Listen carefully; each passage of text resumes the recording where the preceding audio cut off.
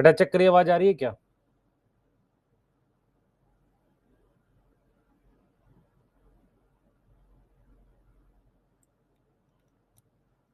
बेटा चेक करिए, आवाज आ रही है? चेक करिए, आवाज आ रही है?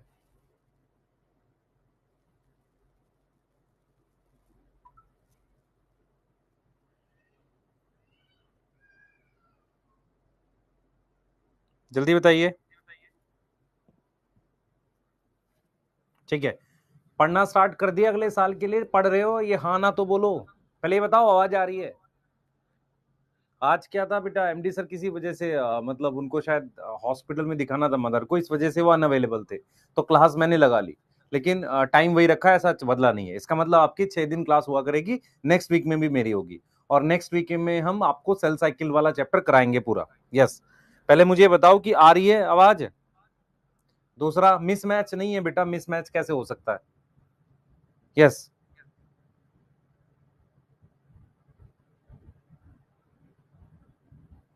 दूसरा सवाल ये है, नेक्स्ट ईयर के लिए पढ़ना स्टार्ट कर दिया प्रॉपरली कि कुछ अभी सोच रहे हो? कुछ बच्चे सेल वाला चैप्टर पढ़ रहे हैं इस वीक में, अभी आज ये करा रहे हैं, फिर इसके बाद क्या रह जाएगा हमारे पास शायद प्लास्टिड बचेगा, और हमारे पास क्या बचेगा, साइटोस्केलेटल और न्यूक्लियस, और शायद ये तो 3 क्लास लगेगी, तो उसके बाद भी 3 क्लास बचेगी। तो इसका मतलब हम लोग सेल साइकिल वाला चैप्टर आधे से ज्यादा तो आराम से कर ले जाएंगे। यस।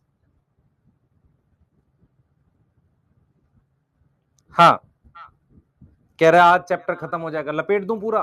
पढ़ तो ले, ध्यान से पढ़। और मैं स्टार्टिंग का पहला चैप्टर स्लो स्लो इसलिए पढ़ा रहा हूं ताकि बहुत सारी चीजें हैं जो तुम्हें समझानी है मुझे, बहुत बेसिक से। एक बार पहला चैप्टर होता है, दूसरा होता है, उसके बाद थोड़ा पेस आता है सही से।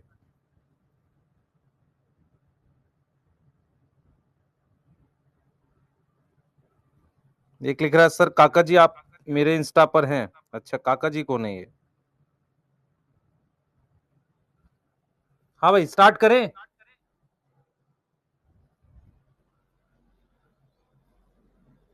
चलें भाई? अनुपम मांझा भाई।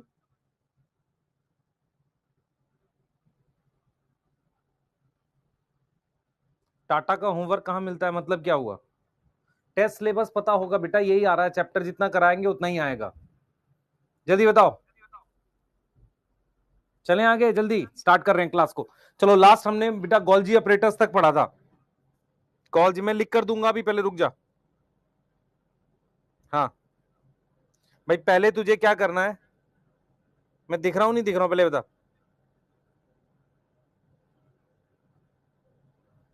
मैं दिख रहा हूं ना?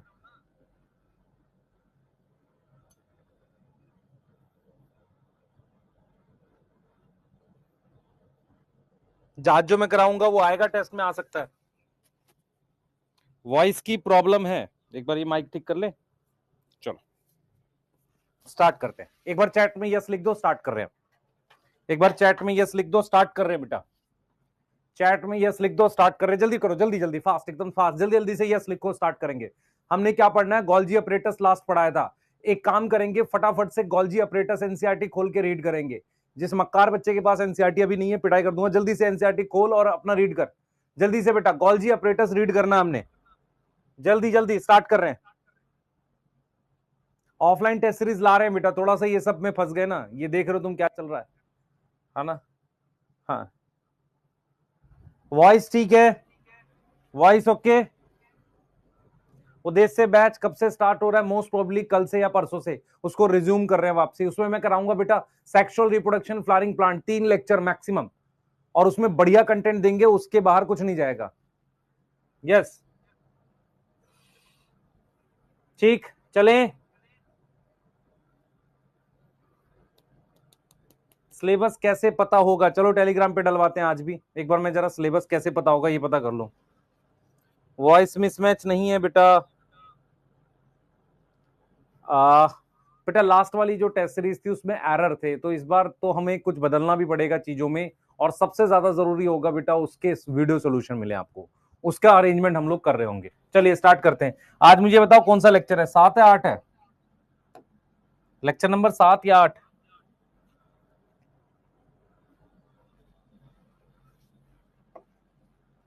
बेटा आज जितना मैं पढ़ाऊंगा माइटोकॉन्ड्रिया वगैरह यहां तक आ जाएगा, ईआर, गोल्जी बॉडी, ये सिलेबस। पहले सुन ध्यान से, सेल मेम्ब्रेन आएगा, सेल वॉल आएगा, प्रोकैरियोटिक सेल आएगा, ईआर एंडोप्लाज्मिक रेटिकुलम आएगा, गोल्जी अपरेटस आएगा, लाइसोसोम आ सकता है, ये सारी चीजें आ सकती है।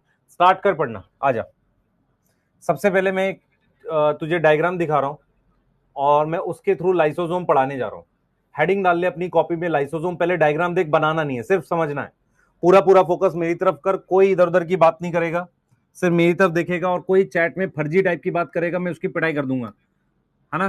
पिटाई करने का मतलब है उसका एक्सेस ब्लॉक कर देंगे, ठीक है। स्टार्ट करें। कितने बजे से टेस्ट होगा बेटा? जो टाइमिंग होती है टेस्ट की, करें स्टार्ट। चलो स्टार्ट करते हैं। देख बेटा मेरी तरफ देख, ये हमने क्या बनाई है। सबसे पहले हम टॉपिक क्या पढ़ रहे हैं? लाइसोसोम पढ़ रहे हैं। हेडिंग डालो, टॉपिक हम लाइसोसोम पढ़ रहे हैं, उसके बारे में सारा कुछ बताऊंगा। पर सबसे पहले ये डायग्राम है, इसके थ्रू चलते हैं हम लोग, ताकि चीजें क्लियरली आपको समझ में आए, ठीक है। मेरी तरफ देखो ध्यान से, ये मेरे पास न्यूक्लियस है, न्यूक्लियस दिख रहा है तेरे को? ये न्यूक्लियस है। ये मेरे पास एंडोप्लाज्मिक रेटिकुलम है। ये मेरे पास गोल्जी अपरेटस है, ये ठीक है, क्लियर है। अब जरा देख ध्यान से, ये ईआर है, यहां से एक वेसिकल निकला और इसमें मेरे पास क्या है? कुछ एंजाइम्स हैं। ये जाकर यहां फ्यूज कर जाएगा, फिर यहां से एक वेसिकल निकलेगा, ये वाला वेसिकल निकला, ये यहां से निकला। होता क्या है बेटा कि जो ये ट्रांस फेज है गोल्जी अपरेटस का, ट्रांस, आपको पता है ये गोल्जी अपरेटस है। तो जो गोल्जी अपरेटस है हमारे पास, ये मैं गोल्जी अपरेटस लिख भी देता हूं। तो गोल्जी अपरेटस का ये कौन सा फेज है? ट्रांस। तो ट्रांस फेज से एक वेसिकल निकलता है जिसके अंदर काफी सारे एंजाइम होते हैं डाइजेशन वाले, उसको हम क्या बोलते हैं? लाइसोसोम बोलते हैं। तो सबसे पहले आप ये समझो व्हाट इज लाइसोसोम। लाइसोसोम, जोम शब्द का क्या मतलब होता है? जैसे आपको पता नहीं हो शायद, अगर मैं लिखता हूं लाइसो, लाइसो का मतलब होता है लाइसिस, लाइसिस मतलब तोड़ना। जोम का मतलब होता है बॉडी, एक ऐसी बॉडी जो किसी चीज को डाइजेस्ट या तोड़ सके, उसको लाइसोसोम कहते हैं। उसको हम क्या बोलते हैं? लाइसोसोम कहते हैं। ये बात समझ में आ रही है? ये वाली बात समझ में आ गई? तो आपको ये समझना है कि देखो बेटा ये ईआर है, ईआर से ये निकला वेसिकल, ये वेसिकल यहां गया और मॉडिफाई होके एक और वेसिकल बना जिसके अंदर ये एंजाइम है। इस वेसिकल का नाम लाइसोसोम है। और ऐसा लाइसोसोम जो गोल्जी अपरेटस से निकलता है, ये लाइसोसोम, इसको हम नाम देंगे प्राइमरी लाइसोसोम। इसके अंदर एंजाइम होता है। इसके अंदर क्या होता है? एंजाइम होता है। मेरी बात समझ में आ रही है? इसके अंदर कौन से एंजाइम होते हैं? जो डाइजेशन करेंगे। यस, क्या कर सकते हैं? चीज को डाइजेस्ट कर सकते हैं। यहां तक कोई डाउट है? यहां तक डाउट है? ठीक है, आइए। अब क्या हुआ बेटा, बाहर से कोई खाने की चीज अंदर आ रही है, तो बाहर से जब चीज अंदर आती है उस प्रोसेस को क्या बोलते हैं? Sir endocytosis. क्या बोलते हैं? एंडोसाइटोसिस बोलते हैं। उसकी वजह से ये बन गया फूड वैक्यूल। क्या बन गया बेटा? फूड वैक्यूल बन गया। मतलब अंदर कोई खाने की चीज आई सेल में, उसे कहते हैं एंडोसाइटोसिस, ये फूड वैक्यूल बन गया। ये फूड वैक्यूल जाकर इस लाइसोसोम के साथ फ्यूज कर जाएगा। मतलब अगर आपसे मैं पूछूं, लाइसोसोम में मेरे पास एंजाइम होते हैं, इसके अंदर क्या होते हैं? एंजाइम। इस एंजाइम का काम है चीज को डाइजेस्ट करना। अब ये डाइजेस्ट कैसे करेगा? लाइसोसोम ऐसे फट जाएगा? नहीं, लाइसोसोम जाकर किसी फूड वैक्यूल से फ्यूज कर जाएगा। तो ये जो फूड वैक्यूल है इसके साथ ये फ्यूज कर गया। फ्यूज करने के बाद हमारे पास जो लाइसोसोम आया जिसमें डाइजेशन चल रहा है, क्या चल रहा है? डाइजेशन चल रहा है। इस वाले लाइसोसोम को हम नाम देते हैं सेकेंडरी लाइसोसोम। क्या नाम देंगे बेटा इसको? सेकेंडरी लाइसोसोम नाम देंगे। मैं फिर रिपीट कर रहा हूं, ये फूड वैक्यूल, ये और ये आपस में क्या कर गए? फ्यूज कर गए, एक सिंगल वैक्यूल बन गया। इसमें ये जो खाने की चीज है ना, इसका डाइजेशन चल रहा है। क्या चल रहा है? डाइजेशन। तो सेकेंडरी लाइसोसोम में क्या हो रहा है? डाइजेशन हो रहा है। यस। अब जब डाइजेशन हो गया चीज का, अब डाइजेशन जब हो गया तो वो मेरे पास क्या करेगी? चीज बाहर चली जाएगी डाइजेस्ट होके ऐसे, और इसके अंदर वो एंजाइम जो यूज हो चुके वो रह जाएंगे। मैं रिपीट कर रहा हूं, ये वाला लाइसोसोम कहलाएगा टर्शरी लाइसोसोम। टर्शरी लाइसोसोम में क्या हो चुका है, डाइजेशन कंप्लीट हो चुका है, तो डाइजेस्टेड चीज बाहर निकल जाएगी मेम्ब्रेन से और एंजाइम यहां रह जाएंगे। इसको हम कहते हैं रेसिडुअल बॉडी। क्या बोलते हैं, रेसिडुअल बॉडी। तो आपको समझना पड़ेगा कि जो गोल्जी से लाइसोसोम निकलता है वो कौन सा होता है, प्राइमरी। उसके साथ ये फूड वैक्यूल फ्यूज करके सेकेंडरी, यहां डाइजेशन चल रहा है। डाइजेशन के बाद जो लाइसोसोम होता है उसे टर्शरी बोलते हैं, यस और नो। उसको हम क्या बोलते हैं, टर्शरी बोलते हैं। क्लियर है कि नहीं, बताओ बेटा। उसको हम टर्शरी बोल रहे हैं, क्या बोल रहे हैं, टर्शरी। क्लियर है, ठीक है। अब यहां पर एक चीज समझनी पड़ेगी बेटा, यहां पर आपको एक चीज समझनी पड़ेगी कि कुछ लाइसोसोम, देखो ध्यान से, कुछ लाइसोसोम यहां पर आकर पुरानी ओल्ड ऑर्गेनल को डाइजेस्ट कर सकते हैं। पुराना कोई माइटोकॉन्ड्रिया, देखो ये माइटोकॉन्ड्रिया पुराना है, बूढ़ा हो गया है, खराब हो गया है, अब इसको क्या है, सेल के अंदर ये काम नहीं कर पा रहा है, तो क्या करें, इसको तोड़ दें। इसको तोड़ के डाइजेस्ट करने वाले लाइसोसोम का नाम होता है ऑटो, ऑटोफेजी। ऑटो का क्या मतलब होता है, खुद का। फेजी का मतलब होता है निगलना। ऑटो का मतलब होता है सेल्फ और फेजी का मतलब होता है निगलना। तो खुद की चीज को निगलने को हम कहते हैं ऑटोफेजी लाइसोसोम। क्या बोलते हैं बेटा, ऑटोफेजी लाइसोसोम का हम नाम देते हैं। क्लियर है, यहां तक समझ में आया। तो मैं यहां पर फिर बोल रहा हूं, ये जो लाइसोसोम बना ये प्राइमरी है, इसमें एंजाइम है, इससे ये फूड वैक्यूल फ्यूज किया सेकेंडरी, डाइजेशन पूरा हुआ टर्शरी। कुछ प्राइमरी लाइसोसोम ऑर्गेनल को डाइजेस्ट करते हैं, उसको हम क्या बोलते हैं बेटा, उसको हम बोलते हैं क्या, उसको हम क्या नाम देते हैं, उसको ऑटोफेजी नाम देते हैं। तो हम जरा लाइसोसोम के बारे में क्या क्या बोलेंगे, ध्यान से सुनना। लाइसोसोम क्या होता है बेटा, वेसिकल टाइप स्ट्रक्चर होता है, vesicle type membrane bound structure है। कैसा स्ट्रक्चर है, मेम्ब्रेन बाउंड। सर डायग्राम बनाना है, हाँ बनाना भी दिखा रहा हूं। मेम्ब्रेन से बना हुआ स्ट्रक्चर है, यस और नो, ठीक है। दूसरी चीज, ये किससे डिराइव होता है, कहां से आता है, derive from Golgi apparatus. Golgi apparatus से आता है। कब आता है भाई, कब आता है, ड्यूरिंग फाइनल पैकेजिंग। जब फाइनल पैकेजिंग हो रही थी तब आता है, ऐसे वैसे नहीं आता, जब पैकेजिंग फाइनल हो रही थी तब आता है। इसमें क्या प्रेजेंट है, इसमें हाइड्रोलिटिक एंजाइम प्रेजेंट है। क्या प्रेजेंट है, हाइड्रोलिटिक एंजाइम्स, जो किस पे काम करते हैं, एक्ट एज एसिडिक पीएच। अब ये हाइड्रोलिटिक एंजाइम क्या होते हैं, थोड़ा सा इसको समझते हैं। मेरी तरफ देखेंगे तो एक बार में समझ में आ जाएगा सारे बच्चों को। यहां ये NH2 है, ये C है, ये H है और ये R ग्रुप है। यहां मैंने C लिख दिया, यहां डबल बॉन्ड O लिख दिया, यहां N लिख दिया, H लिख दिया। ध्यान से जो बच्चा देखेगा उसको समझ में आ जाएगा एक बार में। ध्यान से सुने बेटा, यहां COH लिख दिया। ये एक अमीनो एसिड है, ये दूसरा अमीनो एसिड है। ये क्या है बेटा, ये एक अमीनो एसिड है और ये भी एक अमीनो एसिड है। ध्यान से सुनना, आपको समझ में आएगा। ये दो अमीनो एसिड लिख दिए मैंने, इनके बीच में ये जो बॉन्ड बना हुआ है इसको पेप्टाइड बॉन्ड कह रहे हैं। क्या बोल रहे हैं, पेप्टाइड बॉन्ड। अब मान लो मुझे इसको तोड़ना है बॉन्ड को, तो मुझे एंजाइम चाहिए। मुझे इस बॉन्ड को तोड़ने के लिए क्या चाहिए बेटा, ये बॉन्ड कैसे टूटेगा, मुझे एंजाइम चाहिए। एंजाइम का नाम हो सकता है प्रोटीएज हो, जो बॉन्ड को तोड़े, पर उसके साथ मुझे पानी भी चाहिए। हाइड्रोलिटिक एंजाइम कौन से एंजाइम होते हैं बेटा, मैं रिपीट करूंगा। हाइड्रो का मतलब होता है पानी, लाइटिक का मतलब तोड़ना। तो ऐसे एंजाइम जो पानी की प्रेजेंस में बॉन्ड तोड़े, ध्यान से समझ, इस अमीनो एसिड और इस अमीनो एसिड के ये इसकी कार्बन है, इस अमीनो एसिड की ये कार्बन है, इस अमीनो एसिड की ये नाइट्रोजन है, इसके बीच में जो बॉन्ड है वो पेप्टाइड बॉन्ड है।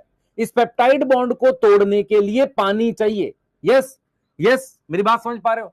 और जब ये बॉन्ड टूट जाएगा, जब ये बॉन्ड टूट जाएगा, NH2C, क्लियर है, H, यहां R2, ठीक है, यहां मैंने C डबल बॉन्ड O लिख दिया। ऐसे ही मैंने क्या करा बेटा, ऐसे ही मैंने क्या करा, CH और यहां लिख दिया R1। यहां मैंने क्या लिख दिया, NH लिख दिया। मेरी बात ध्यान से सुनिए, मैं क्या करने वाला हूं, मेरी बात सुन। जब पानी देते हैं तो उससे OH और H मिलता है, तो यहां OH जुड़ गया और यहां H जुड़ गया, तो बॉन्ड टूट गया कि नहीं? ये वाला बॉन्ड टूट गया। देख बेटा ध्यान से, पानी का OH यहां आ गया और पानी का H यहां आ गया। यस, तो 2 अमीनो एसिड बन गए। तो व्हाट आर हाइड्रोलिटिक एंजाइम? ये हमारे डाइजेस्टिव सिस्टम के एंजाइम होते हैं। हाइड्रोलिटिक एंजाइम कौन से होते हैं कि ये अमीनो एसिड का, बेटा कुछ बच्चों को हो सकता है जो इवन 11th वाले भी बैच ज्वाइन कर लेते हैं। हाइड्रोलिटिक एंजाइम क्या होते हैं? ये वो एंजाइम होते हैं जो 2 अमीनो एसिड या 2 शुगर या किसी 2 चीजों के बीच में जो बॉन्ड होता है उसको तोड़ते हैं। बॉन्ड तोड़ने के लिए पानी देना पड़ता है। क्या देना पड़ता है बेटा? पानी देना पड़ता है। पानी डालने से अगर बॉन्ड टूटे, उस प्रोसेस को कहते हैं हाइड्रोलिसिस। क्लियर है? तो अगर आपसे कोई पूछे कि लाइसोसोम क्या है, तो आप कहोगे लाइसोसोम एक ऐसी ऑर्गेनल है सेल के अंदर। पहली बात तो वो मेम्ब्रेन की बनी हुई है, वेसिकल जैसी है। दूसरी बात, उसमें एक से ज्यादा हाइड्रोलिटिक एंजाइम है। इन हाइड्रोलिटिक एंजाइम का एक और नाम हाइड्रोलेजिस होता है। क्या नाम होता है? हाइड्रोलेजिस होता है। ठीक है, ये एंजाइम एसिडिक पीएच पे काम करते हैं और इनको पानी की जरूरत होती है। किसकी जरूरत होती है? Require water to break bond. तुम्हारे स्टमक में, इंटेस्टाइन में जितने भी एंजाइम हैं, उन सबको हाइड्रोलेजिस कहते हैं, पर वो इंटेस्टाइन में काम करते हैं। मेरी बात समझ ध्यान से, अगर तुझे मेरी बात समझ में आए। इंटेस्टाइन एक पाइप है, उसमें काम करते हैं, सेल के बाहर काम करते हैं। पर लाइसोसोम क्या है? वो सेल के अंदर काम कर रहा है। तो मैंने यहां पर यह सीखा बेटा, मैंने यहां पर यह सीखा कि प्लांट सेल और एनिमल सेल में एक ऐसी ऑर्गेनल होती है जिसके अंदर एंजाइम भरे रहते हैं। कौन से? हाइड्रोलेज, डाइजेशन वाले। ये एंजाइम काफी सारी चीजों का डाइजेशन कर सकते हैं।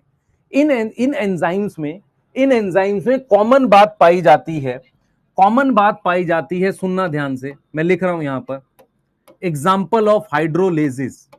इन सभी एंजाइम में कॉमन बात पाई जाती है कि ये क्या करते हैं? पानी की प्रेजेंस में बॉन्ड को तोड़ते हैं। जैसे मान लो अगर कोई कार्बोहाइड्रेट को डाइजेस्ट करे तो उसका नाम होगा कार्बोहाइड्रेट एज, है ना? मतलब कार्बोहाइड्रेट को डाइजेस्ट कर रहा है।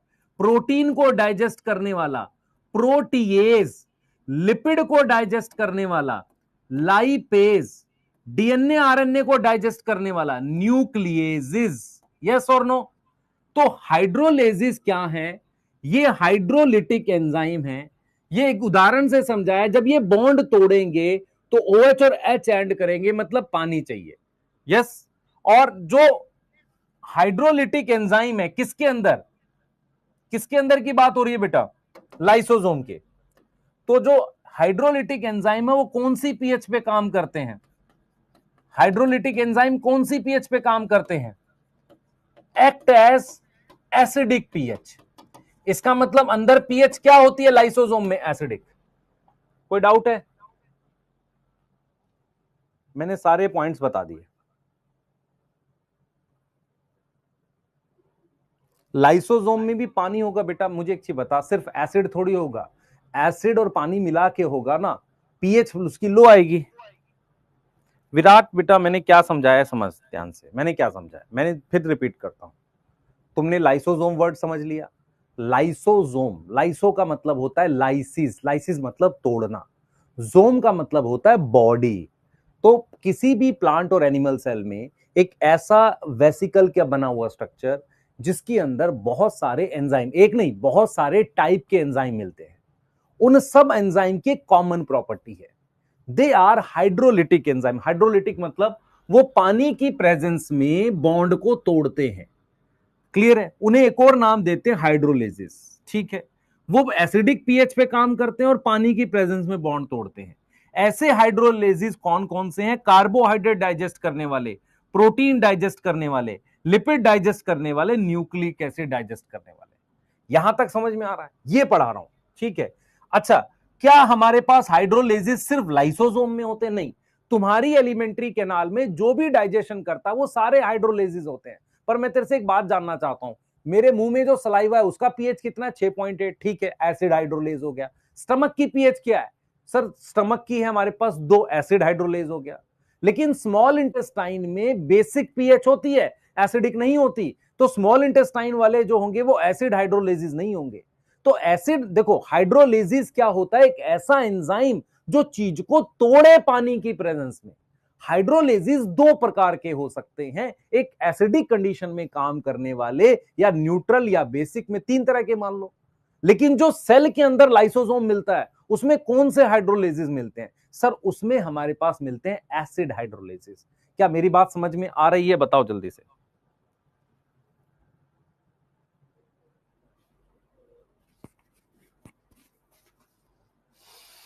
सोमेन बेटा, वॉइस मिसमैच है, मैं एक बार जरा इसके लिए बात कर लेता हूं, व्हाई दिस इज हैपनिंग, है ना।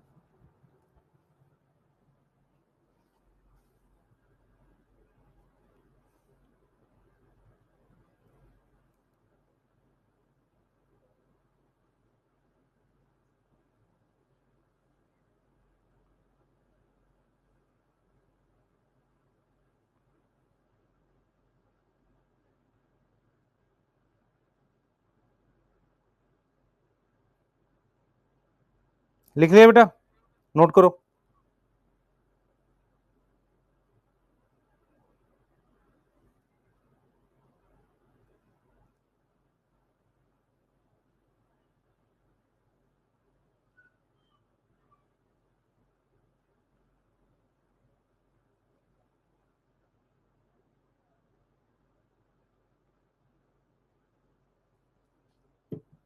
लिख लिया? जल्दी बताओ। लिख लिया? स्मॉल इंटेस्टाइन में सेल नहीं होता भाई, मेरी बात सुन ध्यान से, देख मेरी बात सुन। ये मान ले स्मॉल इंटेस्टाइन का पाइप है, सेल इसकी दीवारों में है, सही है। स्मॉल इंटेस्टाइन में डाइजेशन सेल के बाहर होता है, एंजाइम दोनों जगह काम कर सकता है, वहां सेल के बाहर हो रहा है। लाइसोसोम कहां डाइजेशन कर रहा है? सेल के अंदर डाइजेशन कर रहा है। समझ आया नहीं आया? जल्दी नोट कर। देख तेरे को डायग्राम भी बनाना है, नोट भी करना है, मैं टाइम दे रहा हूं, पर मैं एक बार ये बता दूं, देख तेरे पहले ये लिख ले, फिर मैं डायग्राम के लिए टाइम दे रहा हूं, फिर मैं जल्दी से बाकी चीजें लिखूंगा। मोहित बर्मन, नींद आ रही है तो बेटा सोना चाहिए ना। नींद आने पे सोता क्यों नहीं है बेटा? सो जा, और फिर पता क्या होगा, जैसे हमने कछुए और उसकी कहानी सुनाई थी, कभी ना कभी आपने बचपन में भी सुनी होगी, कछुआ और खरगोश की। खरगोश जो होता है वो सोचता है मैं बहुत फास्ट हूं, वो थोड़ा दौड़ता है और फिर सो जाता है, फिर धीरे धीरे कछुआ जीत जाता है। तो कहानियां सच होती हैं बेटा, चाहे आपकी हो चाहे मेरी हो। यस, कहानी बार बार सुनी, उसका लाइव भी देख सकते हो।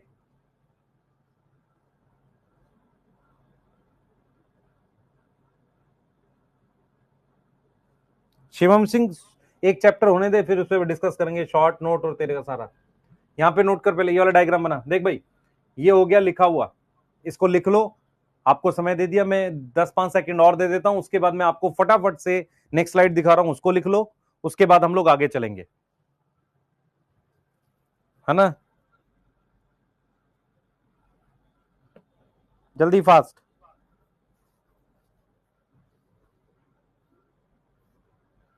बच्चे आज एमडी सर की क्लास थी, बोला तो ना मैंने आपको, और कल टेलीग्राम पे वॉइस मैसेज प्रॉपर डाला, आप लोग देखते ही नहीं ना, सुनते हो मेरी बातें बिल्कुल भी, ठीक है।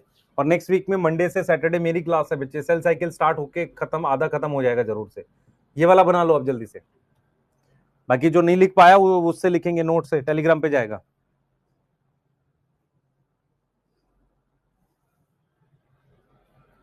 जल्दी करो बेटा।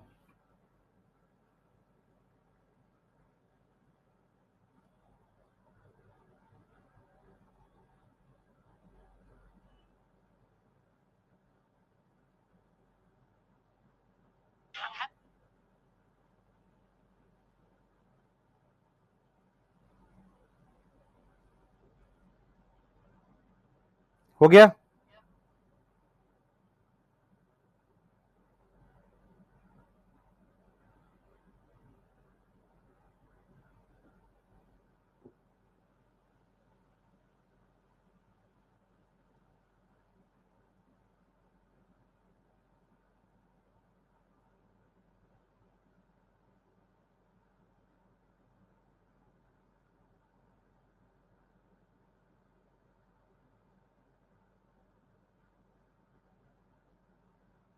ठीक है, नेक्स्ट चलो, ये वाला डायग्राम बना लिया। अब देखो मैं क्या लिख रहा हूं। सबसे पहले लाइसोसोम की टाइप कौन कौन सी होती है बता। सबसे पहला मैंने बनाया था प्राइमरी, ये कहां से आता है, डिराइव फ्रॉम गोल्जी। ये कहां से आता है, गोल्जी अपरेटस से, यस और नो। इसमें क्या प्रेजेंट होते हैं, एंजाइम प्रेजेंट होते हैं। इसमें क्या होते हैं, एंजाइम्स प्रेजेंट होते हैं जो एक्टिव स्टेट में है, वो हो गया प्राइमरी। फिर हमारे पास है सेकेंडरी लाइसोसोम। एक तो प्राइमरी हो गया, फिर सेकेंडरी। सेकेंडरी कौन सा होता है बेटा, जिसमें डाइजेशन हो रहा है। क्या हो रहा है, digestion occurring, yes, digestion occurring, सही है। तीसरा, वो लाइसोसोम जिसमें डाइजेशन कंप्लीट हो गया है। क्या हो गया, डाइजेशन कंप्लीट हो गया है, यस। और इसको एक और नाम देते हैं रेसिडुअल बॉडी, ठीक है।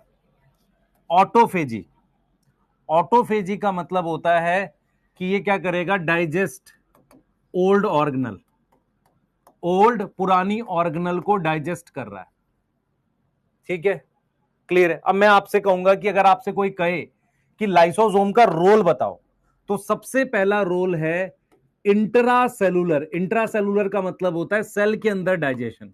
इंट्रासेलुलर डाइजेशन किसका, किसका डाइजेशन कर रहे हैं, फूड वैक्यूल का, ऑफ फूड पार्टिकल। जो सेल के अंदर फूड पार्टिकल आया उसके डाइजेशन को करना, ये पहला रोल है, यस, ये पहला रोल है। दूसरा रोल बेटा हमारे पास है recycling of old organelle. Recycling of old organelle, पुरानी ऑर्गेनल की रीसाइक्लिंग। रीसाइक्लिंग का मतलब होता है वो खराब हो गई, उसको तोड़ के खत्म करो, नहीं बनेगी बाद में। तो रीसाइक्लिंग ऑफ ओल्ड ऑर्गेनल कौन करता है, लाइसोसोम करता है। इन दोनों काम में मुझे सेल के अंदर एंजाइम की आवश्यकता है। अब मैं आपसे कह रहा हूं कि मान लो आपके घर पे एप्पल रखे हुए हैं, एक छोटा एक बड़ा है, सब एप्पल ही है। तो एप्पल अलग अलग टाइप के दिख रहे हैं ना आपको, मॉर्फोलॉजी अलग अलग दिख रही है। ऐसे ही सेल के अंदर लाइसोसोम की मॉर्फोलॉजी अलग अलग दिख रही है। मॉर्फोलॉजी मतलब अलग अलग टाइप का, एक प्राइमरी है, सेकेंडरी है, टर्शरी है, ऑटोफेजी है, अलग अलग टाइप का है। तो यहां पर जो पहला नोट आएगा, पहला नोट ये आएगा कि जो लाइसोसोम है बेटा, lysosome have many type in morphology, many type in morphology. इसीलिए हम कहते हैं कि दे शो पॉलीमॉर्फिज्म। वो क्या शो कर रहा है, पॉलीमॉर्फिज्म शो कर रहा है। क्या शो कर रहा है, पॉलीमॉर्फिज्म। तो लाइसोसोम क्या है बेटा, कई तरह की मॉर्फोलॉजी शो करता है। मॉर्फोलॉजी मतलब कई तरह का स्ट्रक्चर शो करता है। तो कई तरह का स्ट्रक्चर शो करने को कहते हैं पॉलीमॉर्फिज्म। पॉलीमॉर्फिज्म। एक बार मैं ऑफलाइन में पढ़ा रहा था, तो मैंने बच्चों से पूछा कि यार लाइसोसोम में तो एंजाइम होते हैं बहुत सारे, ठीक है, क्या लाइसोसोम से भी ज्यादा एंजाइम किसी ऑर्गेनल में होते हैं। यदि आपसे कोई पूछे कि नेम वन ऑर्गेनल जिसमें जिसमें लाइसोसोम से भी ज्यादा एंजाइम होते हैं, वो है माइटोकॉन्ड्रिया। क्योंकि नीट में एक मतलब एक स्टेट एग्जाम में मैंने क्वेश्चन देखा था, which have highest number of enzyme. उसमें दो ऑप्शन थे, लाइसोसोम और माइटोकॉन्ड्रिया। माइटोकॉन्ड्रिया में बहुत सारे प्रोसेस चलते हैं, तो उसमें एंजाइम क्या होते हैं, लाइसोसोम से भी ज्यादा होते हैं। तो इसे हम नोट में लिख सकते हैं कि mitochondria have enzymes number greater than lysosome. Lysosome. यहां तक कोई डाउट है, पहले बताओ, यहां तक कोई डाउट है।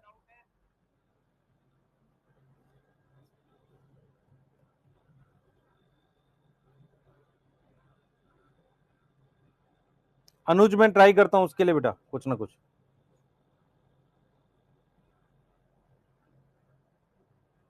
क्लियर है बेटा, सही है। तो नोट कर लो इसको। हमने लाइसोसोम पढ़ लिया, एक बार एनसीईआरटी देख के अब हम वैक्यूल वाला टॉपिक पढ़ेंगे, फिर माइटोकॉन्ड्रिया और राइबोसोम पे जा रहे हैं। जल्दी करना बेटा, फास्ट, थोड़ा सा जल्दी जल्दी फास्ट। एक ही चीज को मैं 4 बार रिपीट करता हूं तब भी तुम्हें नहीं आती है, तो कैसे होगा बच्चे। पहला नोट ये कह रहा है, मेरी बात सुन ध्यान से, मैंने क्या एग्जांपल दिया मैंने एग्जांपल दिया कि तेरे पास एप्पल है, एक का साइज बड़ा, एक का छोटा, एक का कलर हल्का सा ज्यादा लाल है, एक का थोड़ा कम लाल है। तो एप्पल में एक से ज्यादा मॉर्फोलॉजी है ना, मॉर्फोलॉजी मतलब बाहरी स्ट्रक्चर। ऐसे लाइसोसोम में भी क्या होता है, एक से ज्यादा टाइप के दिख पता चलते हैं कि एक में डाइजेशन चल रहा है, एक में नहीं चल रहा है, एक में डाइजेशन हो चुका है, एक ऑर्गेनल को तोड़ रहा है। इसे कहते हैं पॉली। पॉली मतलब एक से ज्यादा। मॉर्फिज्म समझ में आ गया? यस। नोट कर लिया? जल्दी बताओ। नोट कर लिया? जल्दी जल्दी फास्ट।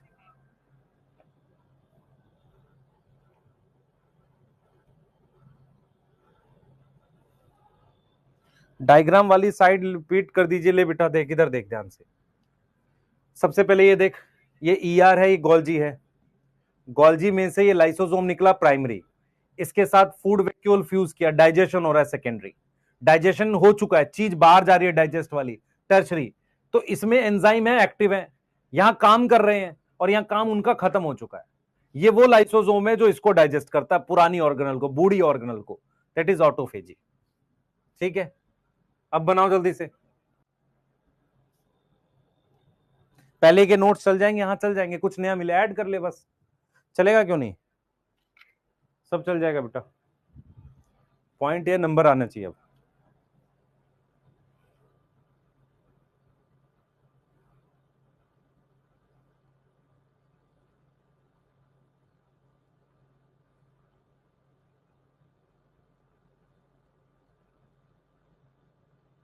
हो गया?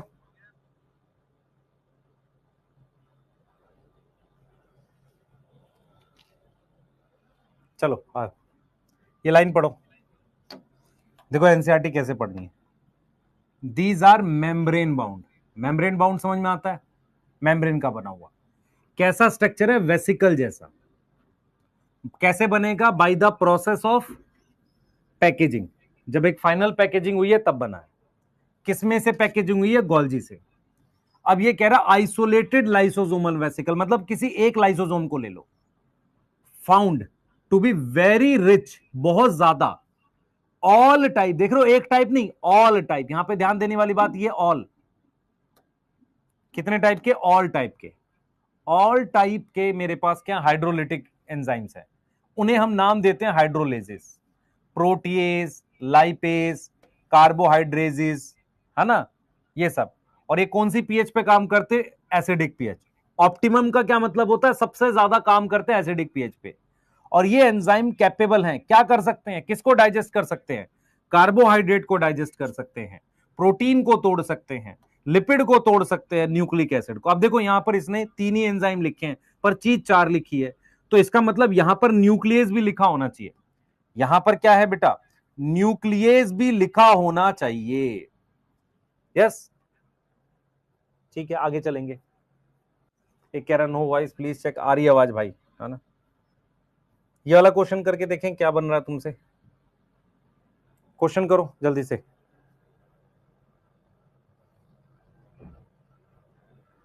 ए, पढ़ते तो हो नहीं तुम, नलायक हो ना। डी आएगा, पूरा पढ़ तो लो। एसिडिक पीएच और इंट्रासेलुलर, मतलब एक्टिव कब होंगे? सेल के अंदर है, और एसिडिक पीएच पे डी आएगा। पढ़ना मत ध्यान से दोस्तों।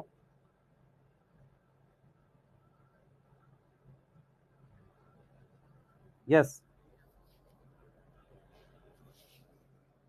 ठीक है, वैक्यूल पढ़ रहे हैं। किस किस बच्चे को वैक्यूल और वेसिकल में फर्क पता है? पहले देख लो ध्यान से, ध्यान से देखना, आपको 1 मिनट में समझ में आएगा। ये कोई सेल है, ये न्यूक्लियस है,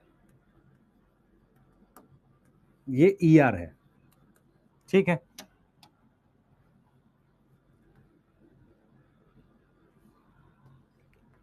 ये आपके पास गोल्जी बॉडी है, ठीक। ध्यान से देखना, देखो ये इससे वेसिकल बना है, ये यहां गया, ये गया, तो ये वेसिकल है। This is vesicle. Vesicle cell से बाहर जा सकता है और वेसिकल अंदर रह सकता है। ईआर से वेसिकल गोल्जी पे आ सकता है। बहुत सारे बच्चों को मैं जैसे ऑफलाइन में पढ़ाता हूं तो बच्चे पूछते हैं सर वेसिकल और लाइस और वैक्यूल में क्या फर्क होता है। टॉपिक हम वैक्यूल पढ़ने जा रहे हैं। तो वेसिकल अगर आप ध्यान से देखो ना, ईआर से निकला गोल्जी पे चला गया, गोल्जी से निकला बाहर चला गया, या वो लाइसोसोम बन गया। तो वेसिकल नॉर्मली क्या होता है, एक जगह से दूसरी जगह चीजों का ट्रांसपोर्ट करता है। ऐसे ही मेम्ब्रेन का बना हुआ स्ट्रक्चर होता है, उसको वैक्यूल कहते हैं। वैक्यूल में कहीं कोई कोई चीज भरी होती है, जैसे इसमें मान लो हो सकता है, इसमें हो सकता है पानी भरा हो, ये वैक्यूल हो गया। या कोई और वैक्यूल है, उसमें कोई और चीज हो सकती है, ऐसे वेस्ट हो सकता है। तो अगर आप ध्यान से देखो, साइटोप्लाज्म में वैक्यूल भी मेम्ब्रेन का बना हुआ है, ऐसे ये भी मेम्ब्रेन का बना हुआ है। देखने में ये और ये एक जैसे दिखते हैं, पर फर्क क्या है कि वेसिकल का काम यहां से चीज यहां ट्रांसपोर्ट करना है, या उस चीज को बाहर ट्रांसपोर्ट करना है। वैक्यूल का काम होता है कि सेल के अंदर कुछ समय के लिए चीजों को रखना है, और वो क्या होती है, कोई काम की नहीं होती। जैसे मैं आपसे कहता हूं कि आप घर में चीजें दो तरह की रखते हो, फॉर एग्जाम्पल जैसे आपने दाल रख रखी है या चावल रख रखे हैं जार में, तो वो काम के है ना। कई बार क्या होता है, कुछ ऐसी चीजें जिनको आपने बाहर फेंकना है, कूड़ा ही है, कुछ समय के लिए घर में रखते हैं फिर बाहर फेंकते हैं, या अभी उसका इस्तेमाल नहीं हो सकता, बाद में यूज पड़े तो उसको आप अलमारी में बंद करके रख देते हो। तो एनसीईआरटी कहती है कि वैक्यूल भी मेम्ब्रेन बाउंड स्ट्रक्चर होते हैं, उसके अंदर काफी सारी चीजें होती हैं जो प्लांट या एनिमल सेल के लिए अभी यूजफुल नहीं है। क्या मेरी बात समझ में आ रही है? अगर मैं आपसे कहूं what is difference between vacuole and vesicle, तो मेरे हिसाब से वेसिकल का काम क्या है, ट्रांसपोर्ट। ईआर से निकला गोल्जी के पास, गोल्जी से निकला बाहर चला गया। वैक्यूल का काम होता है कि कुछ समय के लिए वो चीजें स्टोर करे जो प्लांट के काम की या एनिमल के काम की नहीं है। ठीक है, दोनों में मेम्ब्रेन होती है। वेसिकल नॉर्मली छोटे साइज का होता है, वैक्यूल नॉर्मली बड़े साइज का होता है। तो यदि आपसे कोई कहे कि चलिए एक बार डिफरेंस हो जाए, किसमें डिफरेंस हो जाए, वेसिकल और वैक्यूल में, तो क्या हम डिफरेंस लिख सकते हैं? अब बताइए, क्या हम अब डिफरेंस लिख सकते हैं? बिल्कुल लिख सकते हैं। तो सबसे पहले मैं बोलूंगा व्हाट इज वेसिकल। वेसिकल में मेम्ब्रेन है, मेम्ब्रेन बाउंड है, हां है, पर वो छोटा है और उसका काम है ट्रांसपोर्ट। और ये कोई ऑर्गेनल नहीं होती, नॉट प्रॉपर ऑर्गेनल, ये कोई प्रॉपर ऑर्गेनल नहीं होती। ऐसा नहीं है कि एक ऑर्गेनल है जैसे ईआर एक ऑर्गेनल है। वैक्यूल क्या होता है बेटा, वैक्यूल भी मेम्ब्रेन बाउंड है, ऐसा नहीं है, बट क्या होगा बेटा, वो थोड़ा सा लार्ज होता है। ठीक है, और वो स्टोर करता है सब्सटेंस जो यूजफुल नहीं है, नॉट यूजफुल फॉर सेल, उसको स्टोर करता है। और इसको हम एक ऑर्गेनल कंसीडर करते हैं, इसको मानते हैं कि एक प्रॉपर ऑर्गेनल है, क्योंकि इसका एक प्रॉपर फंक्शन बन रहा है। ये जो फंक्शन है ना ट्रांसपोर्ट, कोई प्रॉपर फंक्शन नहीं है, ये तो क्या है, ट्रांजिएंट फंक्शन है। ट्रांजिएंट मतलब टेम्पररी फंक्शन है। समझ में आ रहा है? पहले बताओ जल्दी से, what is difference between vacuole vesicle? Clear? Single membrane दोनों में? यस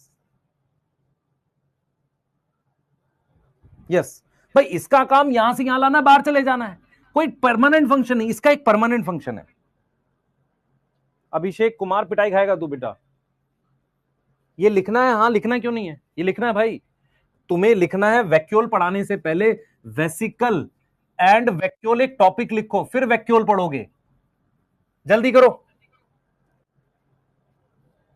क्या लाइसोसोम एक ऑर्गेनल है? हाँ, क्योंकि लाइसोसोम में फिक्स टाइप के एंजाइम है। देख मेरी बात सुन, लाइसोसोम भी एक वेसिकल है, लेकिन लाइसोसोम में एक फिक्स टाइप के एंजाइम है जो सेल के अंदर डाइजेशन करते हैं, इसलिए उसे ऑर्गेनल का नाम दे दिया। मेरी बात समझ ध्यान से बेटा, तेरा घर में अभी जैसे मान ले जब तुम छोटे थे तो तुम्हें घर के मेंबर का कोई अस्तित्व नहीं दिया जाता था, कोई भी एक कंटाप मारता था भगा देता था। अब तुम बड़े हो गए हो, तुम कोई काम करते होगे घर में कि भाई चलो दूध लाना है, और जैसे जैसे बड़े होते जाते हो तो तुम्हें घर के एक प्रॉपर सदस्य का रूप मिल जाता है। ऐसे ही कोई भी स्ट्रक्चर अगर सेल में कोई प्रॉपर काम करता है, उसका एक फंक्शन होता है, तो उसे एक ऑर्गेनल माना जाता है। टेम्पररी काम के लिए, थोड़ा बहुत कुछ काम के लिए उसे कोई ऑर्गेनल का दर्जा नहीं दिया जाएगा। यस।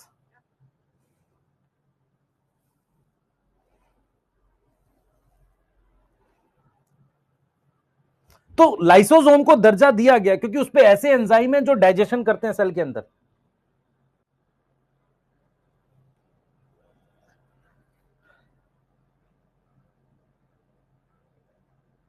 टोनोप्लास्ट अभी कहां पढ़ा है बेटा? मैं तो वैक्यूल पढ़ाया नहीं, अभी वैक्यूल पे आ रहा हूं। जल्दी कर, जल्दी कर, जल्दी जल्दी फास्ट लिख, नोट कर, नोट कर, आगे चल रहे हैं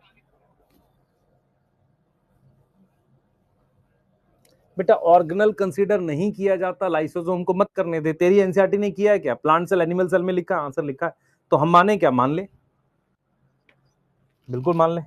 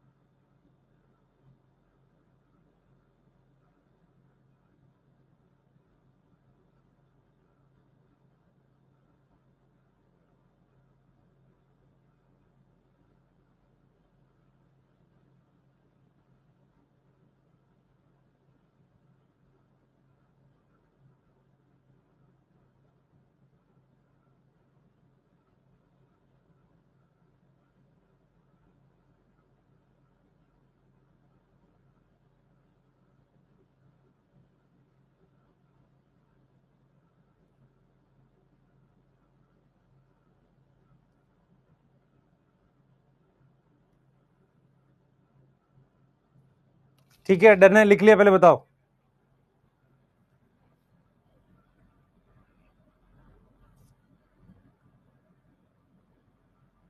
चलो वैक्यूल पढ़ रहे हैं बेटा। अगर लिख लिया तो आगे चल रहे हैं, वैक्यूल डिटेल पढ़ा रहा हूं, फिर एनसीईआरटी पढ़नी है। ठीक है, हाँ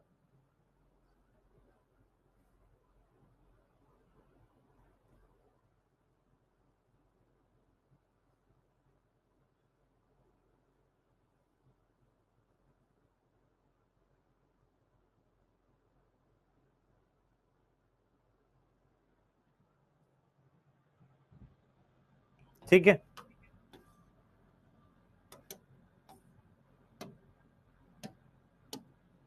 चलो, lysosome are active at acidic pH, basic pH, intracellular, A and B. ठीक है, ठीक है। Vesicle, membrane bound, small, transport, not proper organelle. ठीक है, क्लियर है। चलो आगे चलते हैं। हाँ, आगे आ जाओ बेटा। सबसे पहले आप समझो ध्यान से, सबसे पहले वैक्यूल क्या होता है? वैक्यूल साइटोप्लाज्म के अंदर मेम्ब्रेन बाउंड स्पेस है, जो कहां मिलता है बेटा? जो कहां मिलता है? साइटोप्लाज्म में। पहला पॉइंट क्लियर है? अगर आप डायग्राम से देखो यहां पर, तो वैक्यूल क्या है? वैक्यूल मेम्ब्रेन का बना हुआ, मेम्ब्रेन का बना हुआ एक स्ट्रक्चर है, प्रॉपर तरीके का मेम्ब्रेन का बना हुआ एक स्ट्रक्चर है। यस, क्लियर है? मेम्ब्रेन का बना हुआ स्ट्रक्चर है, क्लियर है? ठीक है। और उसको हम क्या बोलते हैं? वैक्यूल बोलते हैं। उसको हम क्या बोलते हैं? वैक्यूल बोलते हैं। क्लियर है? मेम्ब्रेन का बना हुआ स्ट्रक्चर है, उसको हम क्या बोलते हैं? वैक्यूल बोलते हैं। क्लियर है कि नहीं? बताओ बेटा, क्लियर है कि नहीं? ठीक।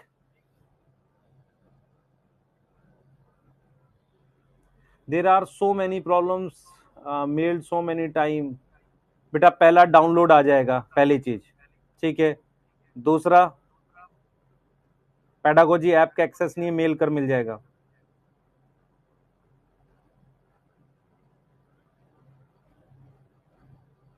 ठीक है लाइसोसोम वर्सेस वैक्यूल, लाइसोसोम में एंजाइम होते हैं बेटा, वैक्यूल में एंजाइम नहीं होते। आगे आओ, ध्यान से क्या पढ़ा रहा हूं, फोकस कर। कुछ बच्चों को बेटा कभी खुश नहीं कर सकते ऐसे, प्लीज ध्यान दो। देख इधर, membrane bound space found in cytoplasm, उसे हम क्या बोल रहे हैं, वैक्यूल बोल रहे हैं। ध्यान से पढ़ो, सारा समझ में आएगा। अब सुनो ध्यान से, वैक्यूल का क्या काम होता है। वैक्यूल क्या स्टोर करता है बेटा, वो स्टोर करता है क्या, पानी। पानी पता आपको, नॉर्मल पानी। उसके अलावा सैप। सैप किस बच्चे को पता है क्या होता है? अगर मैं पानी के साथ कुछ भी ऐड कर दूं, आयन ऐड कर दूं, शुगर ऐड कर दूं, क्लियर है ये? ठीक है, सही है, ठीक। तो वाटर, सैप, ये हो गया। उसके बाद हमने यहां पे लिख दिया, देखो वाटर हो गया, सैप हो गया, ठीक है ना। उसके अलावा बेटा थोड़े से कुछ आयंस वगैरह होते हैं एंड अदर मटेरियल। ये चीजें वैक्यूल के अंदर स्टोर होती हैं। अब ये चीजें वो होती है जो सेल को रिक्वायर नहीं है ना। ये चीज समझ में आ रहा है? तो हम ये लिख रहे हैं कि हमारे पास मैनी सब्सटेंस, बहुत सी चीजें ऐसी हैं जो सेल को रिक्वायर नहीं है, नॉट रिक्वायर बाय सेल। ये सेल को चाहिए ही नहीं, ये सेल को नहीं चाहिए, ऐसी बहुत सारी चीजें इसमें स्टोर होती हैं। ठीक है, मैं रिपीट कर रहा हूं, what is vacuole? Membrane bound structure. क्या है उसके अंदर? बहुत सारी ऐसी चीजें जो सेल को नहीं चाहिए, हो सकता है वो बाहर फेंक दे, या टेम्पररी स्टोर कर रहा है। उसके अंदर वो पानी हो सकता है, सैप हो सकता है। What is SAP? भाई देखो, नॉर्मल पानी पता ही सबको, पानी के अंदर आप क्या मिला दो, कोई मतलब चीनी मिला दो, वो सैप हो जाएगा। सैप क्यों बोल रहा हूं मैं? क्योंकि वो प्लांट के अंदर है। तो प्लांट के अंदर ऐसा पानी जिसमें कुछ मिनरल्स, शुगर या कुछ मिला हो, उसे सैप बोलते हैं। अब मेरे पास क्या है बेटा, टाइप ऑफ वैक्यूल है। तो टाइप ऑफ वैक्यूल में सबसे पहला वैक्यूल वही होता है जिसे हम सैप वैक्यूल कहते हैं।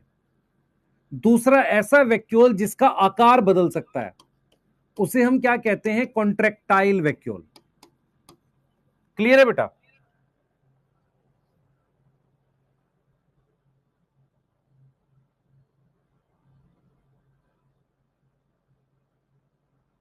बच्चे प्लीज पढ़ो ना, सौम्य, सौरभ, दीप, यार पढ़ो तो सही। क्लियर है? हाँ, SAP vacuole, contractile vacuole, food vacuole. क्या सारे सेल में सारे वैक्यूल होते हैं? नहीं। और एक होता है गैस वैक्यूल। ये प्रॉपर वैक्यूल नहीं है, प्रोकैरियोटिक सेल में होता ही है। It is not proper vacuole. और ये कहां मिलता है बेटा? It is inclusion body. ये क्या था? It is inclusion body. ये हमारे पास इंक्लूजन बॉडी है। क्लियर है? ये हमारे पास क्या है, इंक्लूजन बॉडी। तो हमने यहां पर क्या कर दिया बेटा, ये हमारे पास गैस वैक्यूल है, ठीक। ये हमारे पास गैस वैक्यूल है। It is not proper vacuole, it is inclusion body. ये क्या है, हमारे पास इंक्लूजन बॉडी है। और ये किस में मिलता है? Found in prokaryotic cell. इसका मतलब तुम्हारे सिलेबस में 4 ऐसे शब्द हैं जो वैक्यूल के हैं, ये 3 मेरे पास यूकैरियोटिक सेल्स में मिलते हैं। किस में मिलते हैं? यूकैरियोटिक सेल्स में मिलते हैं। यस और नो? ये कहां पाए जाते हैं? Found in eukaryotic cell. Yes, ये वो है जो प्रोकैरियोटिक सेल में मिलता है। तो हमें ये 3 के बारे में पढ़ना है, SAP vacuole, contractile vacuole, food vacuole, इनके बारे में पढ़ना है। यस बोलो, समझ में आ रहा है? तो वैक्यूल क्या है? मेम्ब्रेन का बना हुआ स्पेस है साइटोप्लाज्म में, है ना। ये कुछ ऐसी चीजों को स्टोर करता है जो नॉट रिक्वायर्ड बाय सेल है। पानी कर सकता है, सैप कर सकता है, आयंस कर सकता है, अदर मटेरियल स्टोर कर सकता है।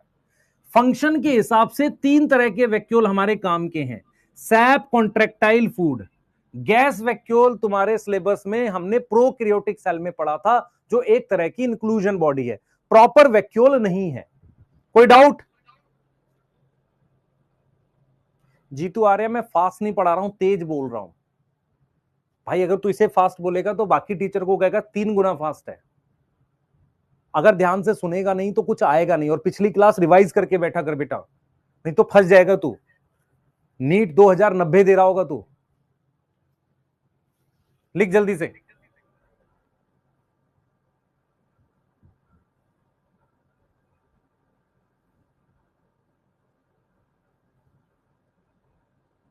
जल्दी कर बेटा।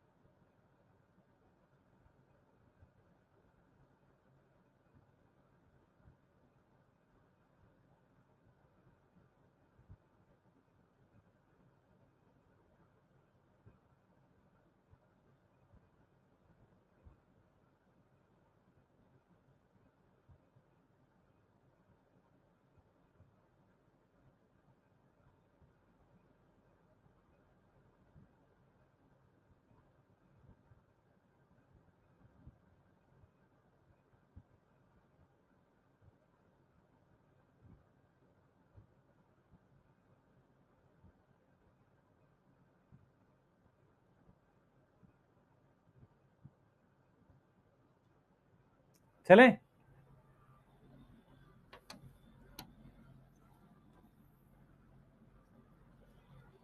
ठीक है, चलते हैं। चलो, सबसे पहले सैप वैक्यूल बता रहा हूं। सैप वैक्यूल ध्यान से समझना, तुम्हारे लिए इंपॉर्टेंट है। पहले समझो ध्यान से। ये क्या बना रखा है सर? ये अमीबा लग रहा है। नहीं, अमीबा नहीं है, ये एक प्लांट सेल है।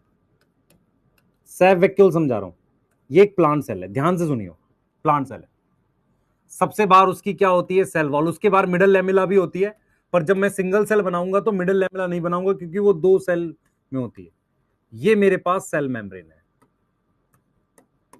ये मेरे पास क्या है? Cell membrane. ये मेरे पास वैक्यूल की मेम्ब्रेन है। ये क्या है? वैक्यूल की मेम्ब्रेन है। वैक्यूल की इस मेम्ब्रेन का नाम, जो प्लांट सेल में होती है, इसको टोनोप्लास्ट कहते हैं। ऐसा नाम क्यों रखा गया उसको भी समझेंगे। सबसे पहले तो समझो, ये सैप वैक्यूल है बेटा। ये क्या है? SAP vacuole. इसके अंदर क्या भरा हुआ है सर? इसके अंदर पानी भरा हुआ है। पानी के साथ इसमें आयंस हैं। इसमें क्या है? पानी के साथ कुछ सॉल्ट है, ऐसे। पानी के साथ कुछ आयंस है, ऐसे ऐसे। इसको हम सैप वैक्यूल कह रहे हैं। तो सबसे पहले कुछ शब्दों पे एक ध्यान देंगे। सैप का क्या मतलब है? सैप का मतलब होता है पानी प्लस आयंस हो सकता है या शुगर हो सकता है, इसमें से कुछ भी। उसको हम सैप कहते हैं। यह बात समझ में आ रहा है? उसको हम क्या कहते हैं? सैप। अब ये सैप वैक्यूल जो है, ध्यान से सुनना बेटा, सैप वैक्यूल जो है वो कहां प्रेजेंट है? वो प्रेजेंट होता है प्लांट सेल्स में। कहां प्रेजेंट होता है? प्लांट सेल्स में प्रेजेंट होता है। इसकी जो मेम्ब्रेन है, लाइक अदर मेम्ब्रेन, किसी भी दूसरी मेम्ब्रेन की तरह है, बट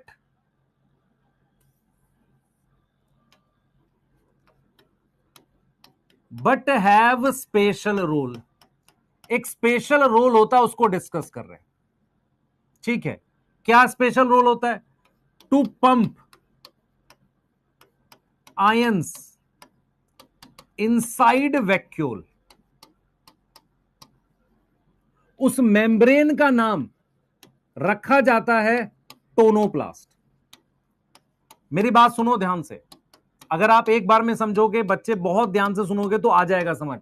मैं क्या बोल रहा हूं उसको समझ ध्यान से। मैं ये समझा रहा हूं तुझे कि प्लांट सेल के अंदर साइटोप्लाज्म में एक बहुत बड़ा वैक्यूल मिलता है, उसका नाम सैप वैक्यूल है। उसका नाम सैप क्यों रखा जाता है? क्योंकि पानी के साथ उसमें कुछ मिनरल्स, आयंस या शुगर कुछ पाया जाता है। इस वैक्यूल की मेम्ब्रेन का नाम टोनोप्लास्ट रखा गया है। टोनो शब्द कहां से आता है बेटा? टोनो वर्ड का मतलब होता है टोनिसिटी। टोनिसिटी का मतलब होता है कि सॉल्ट की कंसंट्रेशन। सॉल्ट की कंसंट्रेशन, यहां से आया है टोनो शब्द। समझ में आ रहा है? सॉल्ट कंसंट्रेशन से आया। इसका अर्थ यह हुआ कि इसकी मेम्ब्रेन पर कुछ चैनल और पंप दोनों होते हैं। मैं मेम्ब्रेन बना रहा हूं इसकी। इसकी ये जो टोनोप्लास्ट है ना, ये टोनोप्लास्ट, इस टोनोप्लास्ट पर हमारे पास कुछ चैनल्स होते हैं और कुछ पंप होते हैं। यस, कुछ चैनल्स होते हैं और कुछ क्या होते हैं, पंप्स होते हैं। यहां तक समझ पा रहे हो? बोलो।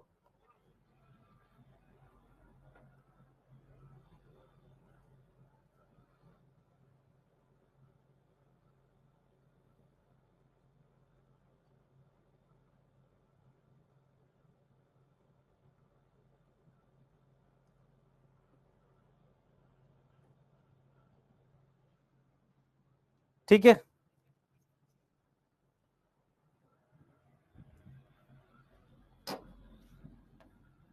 तो हमारे पास ये मेम्ब्रेन है, ठीक है, like other membrane but have special role, yes, to pump ions inside vacuole. मेरी बात समझो ध्यान से।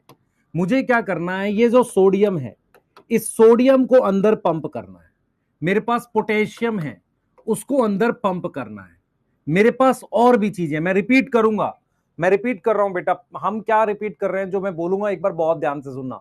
हमारे पास क्या होता है बेटा, बेटा प्लांट सेल जो होता है ना, प्लांट सेल के अंदर बड़े साइज का वैक्यूल मिलता है। उस वैक्यूल का नाम होता है सैप वैक्यूल। सैप वैक्यूल के अंदर जो भरा होता है वो पानी के साथ आयंस होते हैं। एनसीईआरटी कहती है कि सैप वैक्यूल की मेम्ब्रेन का नाम टोनोप्लास्ट है और उस पर चैनल और पंप होते हैं। पंप की मदद से आयंस को अगेंस्ट कॉन्सेंट्रेशन ले आते हैं। यस, तो हम लिख सकते हैं with the help of pump, with the help of pump क्या होगा, with the help of pump ions को क्या करेंगे, मूव करते हैं अगेंस्ट कंसंट्रेशन ग्रेडियंट। मेरी बात समझ में आ रही है? Against concentration gradient. अब मुझे यह बताओ कि किसमें आयंस की कंसंट्रेशन ज्यादा होगी, वैक्यूल में कि साइटोप्लाज्म में? किसमें आयंस की कंसंट्रेशन ज्यादा होगी? तो हम यहां पर क्लियरली लिख रहे हैं कि concentration of ions are greater in vacuole. किसमें ज्यादा है, वैक्यूल में ज्यादा। मैं रिपीट करूंगा फिर से, देखो बेटा, ये वैक्यूल की मेम्ब्रेन है, इसका नाम टोनोप्लास्ट है। इस पर ये चैनल और पंप बने हुए हैं। चैनल तो पैसिव मूव कराते हैं, पर पंप आयंस को एक्टिवली यहां इकट्ठा कर देंगे। जब यहां आयंस ज्यादा हो जाएंगे तो यहां कम हो जाएंगे। अब मुझे बताना ध्यान से कि वैक्यूल हाइपरटोनिक होगा या हाइपोटोनिक होगा? वैक्यूल में ज्यादा आयन है तो वो हाइपर होगा या हाइपोटोनिक होगा? साइटोप्लाज्म में कम आयन है, ये होगा हाइपोटोनिक, और ये होगा हाइपरटोनिक। डन है?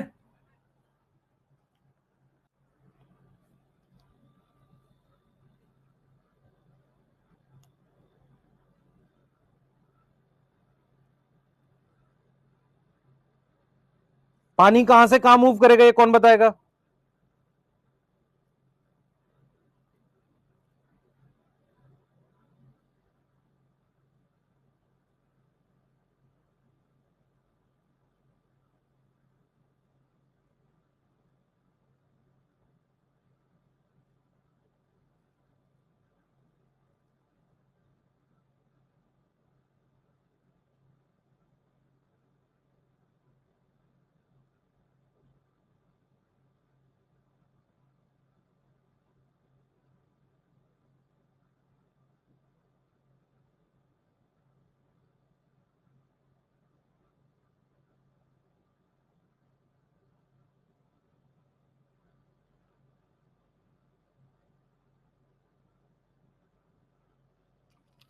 ये क्लियर है बेटा? जल्दी बताओ, जो लिखा है वो समझ में आ रहा है? पानी की डायरेक्शन बताओ, पानी कहां मूव करता है यार? अगर आपको ये नहीं आता, बहुत खराब सिचुएशन है। Water move from cytoplasm to vacuole. अगर मेरी बात समझ, जैसे आपको शायद ये पता ही नहीं है सैप वैक्यूल काम क्या करता है।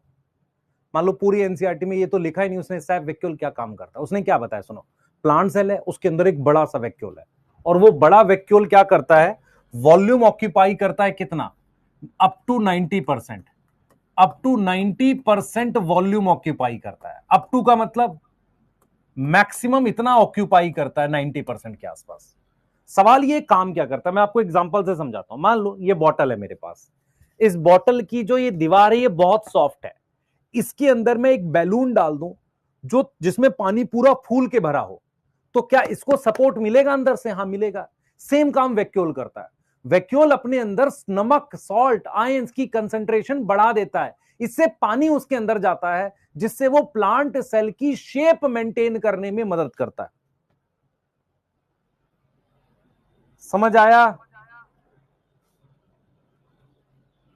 बेटा अंशुल चौहान क्यों पढ़ रहा है बच्चे? अगर तूने वाला याद लेक्चर नहीं देखा, पिटाई करने वाली काम है। मेम्ब्रेन वाले टॉपिक में बताया था, हमेशा पानी वहां मूव करता है जहां नमक ज्यादा हो, नमक ज्यादा हो पानी वहां मूव करता है। यस और नो? बता। खीरा है, खीरे को नॉर्मल पानी में रख दे और नमक के सॉल्यूशन में रख दे, किस में सिकुड़ जाएगा? नमक के सॉल्यूशन में। पानी उसमें से निकल आएगा नमक की तरफ।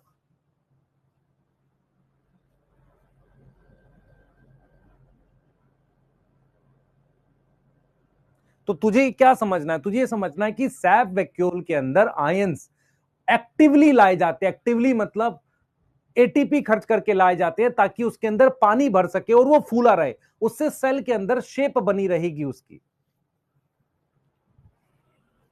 यस बेटा, अगर मैं कह रहा हूं what is function of SAP vacuole, function क्या है? फंक्शन क्या है? शेप मेंटेन करना, मेंटेन टर्जिडिटी। शेप को कहते हैं टर्जिडिटी।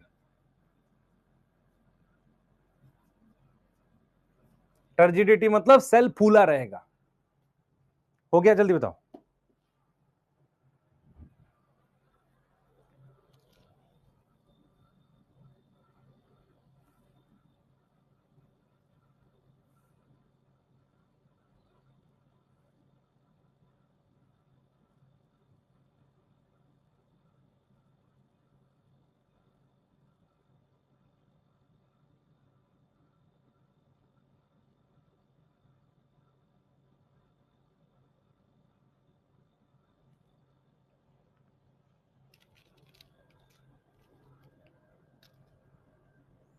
ठीक है, डन है। डन है बेटा, कर लो।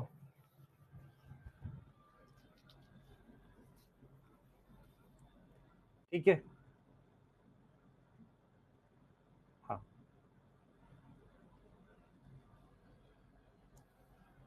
हाँ ठीक है, नेक्स्ट कर। बेटा सैप वैक्यूल प्लांट में मिलता है, एनिमल सेल में नहीं मिलता। सैप वैक्यूल प्लांट में मिलता है, बोला ना आपको। इसकी मेम्ब्रेन को हम टोनोप्लास्ट क्यों कहते हैं? क्योंकि उस पर वो लगे हुए हैं पंप। कॉन्ट्रेक्टाइल वैक्यूल और फूड वैक्यूल बता रहा हूं, ध्यान से सुनेंगे सारे बच्चे।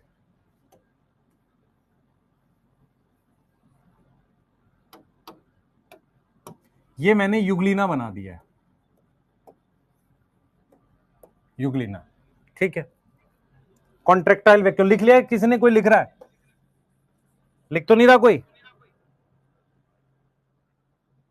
बेटा आप सब सोए सोए क्यों लग रहे हैं? क्योंकि नालायक टाइप से सुन नहीं रहे ध्यान से मेरी बातें। लिख लिया? नहीं, एक बार लिख लो, मैं टाइम दे रहा हूं, जल्दी कर लो।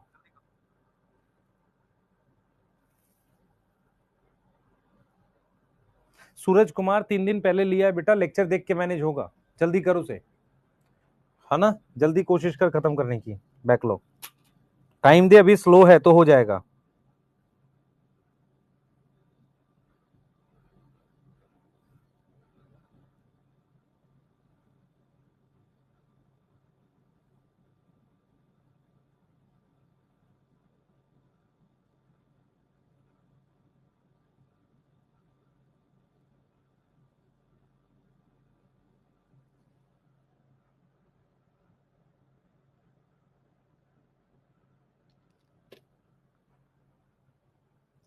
ठीक है।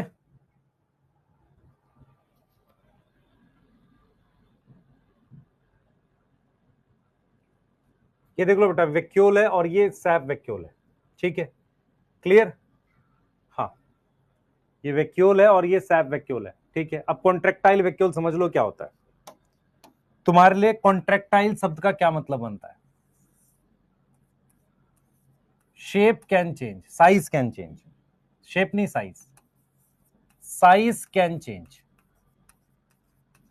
मैं कुछ फ्रेश वाटर ऑर्गेनिज्म के नाम लिख रहा हूं।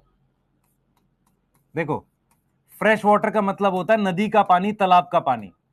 फ्रेश वाटर में अमीबा मिल सकता है और युगलीना मिल सकता है। अब ध्यान से सुनना, इनके साइटोप्लाज्म में सॉल्यूट होगा कि नहीं होगा, पहले ये बताओ। सॉल्यूट होगा, तो इसका मतलब ये खुद से हाइपरटोनिक होंगे, ये सोच पा रहे हो? भाई अमीबा और युगलीना जो है उनके साइटोप्लाज्म में नमक, सॉल्यूट, शुगर कुछ तो होगा। अगर कुछ भी होगा तो वो हाइपरटोनिक होंगे, क्योंकि वो रह किस में रहे हैं? फ्रेश पानी में, फ्रेश वाटर में, ताजे पानी में। तो इनको प्रॉब्लम क्या फेस करनी पड़ेगी? प्रॉब्लम क्या फेस करनी पड़ेगी? आउटसाइड क्या है? फ्रेश वाटर है, ताजा पानी है, और वो फिर कैसा होगा? हाइपोटोनिक होगा। हाइपो मतलब वहां नमक वगैरह बिल्कुल नहीं है। तो उनको क्या होगा? वाटर एंटर करेगा, वाटर उनमें एंटर कर जाएगा, एंटर इनटू सेल।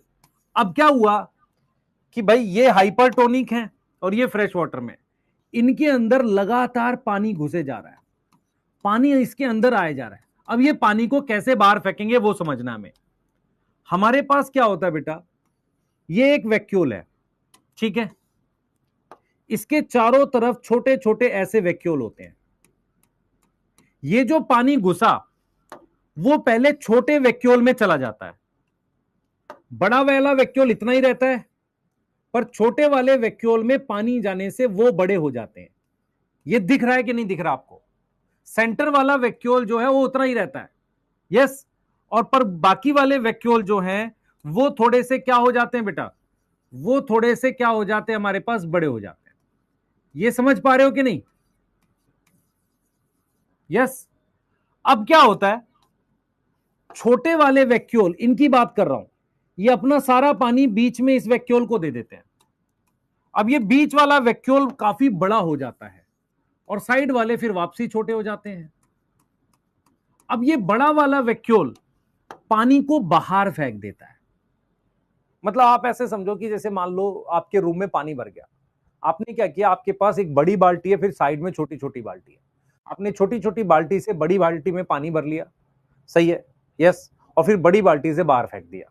अब इन वैक्यूल को कॉन्ट्रेक्टाइल क्यों कह रहे हैं? क्योंकि आपको दिख रहा है इनका साइज चेंज हो रहा है।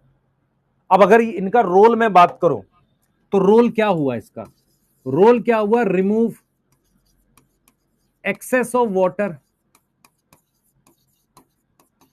इसको आप एक्सक्रीशन से रिलेट कर सकते हो, यस, ठीक है। किडनी तुम्हारा क्या काम करती है मुझे बताना? किडनी दो काम करती है, एक वेस्ट बाहर फेंकती है, उसे कहते हैं एक्सक्रीशन, वेस्ट बाहर फेंकती है। उसके अलावा तुम्हारे ब्लड के अंदर नमक की सबकी कंसंट्रेशन कांस्टेंट रहे, उसे कहते हैं ऑस्मोरेगुलेशन। पानी बाहर फेंकने से हमारे पास क्या होगा? पानी बाहर फेंकने से आयंस की कंसंट्रेशन मेंटेन रहेगी, नहीं तो डाइल्यूट हो जाएगा। मैं आपसे सवाल पूछता हूं, ये ग्लास है, इस ग्लास में इतना पानी है, इतना पानी है, मेरी बात सुन, और उसमें नमक है। अगर मैं पानी बढ़ा दूंगा तो डाइल्यूट हो गया ना, अगर पानी वापसी कम करूंगा तो वही कंसंट्रेशन आ जाएगी जो पहले थी। तो इस नमक की कंसंट्रेशन मेंटेन करने को क्या बोलते हैं? ऑस्मोरेगुलेशन। तो ये क्या करता है बेटा? एक्सक्रीशन करता है और ऑस्मोरेगुलेशन करता है। यहां तक कोई डाउट है? जल्दी बताओ, जल्दी बताओ बेटा। तो ये कहां मिलते हैं? कॉन्ट्रेक्टाइल वैक्यूल किन ऑर्गेनिज्म में मिलते हैं? युगलीना और अमीबा में मिलते हैं। क्यों मिलते हैं? क्योंकि ये कहां पाए जाते हैं? ये फ्रेश वाटर में पाए जाते हैं। फ्रेश वाटर में होने से इनका साइटोप्लाज्म क्या? हाइपरटोनिक। फ्रेश वाटर कैसा? हाइपोटोनिक। इनको प्रॉब्लम क्या होती है? पानी इसमें घुस जाता है। ये क्या करते हैं? एक्सेस वाटर को निकालते हैं, एक्सक्रीशन और ऑस्मो रेगुलेशन कहलाता है।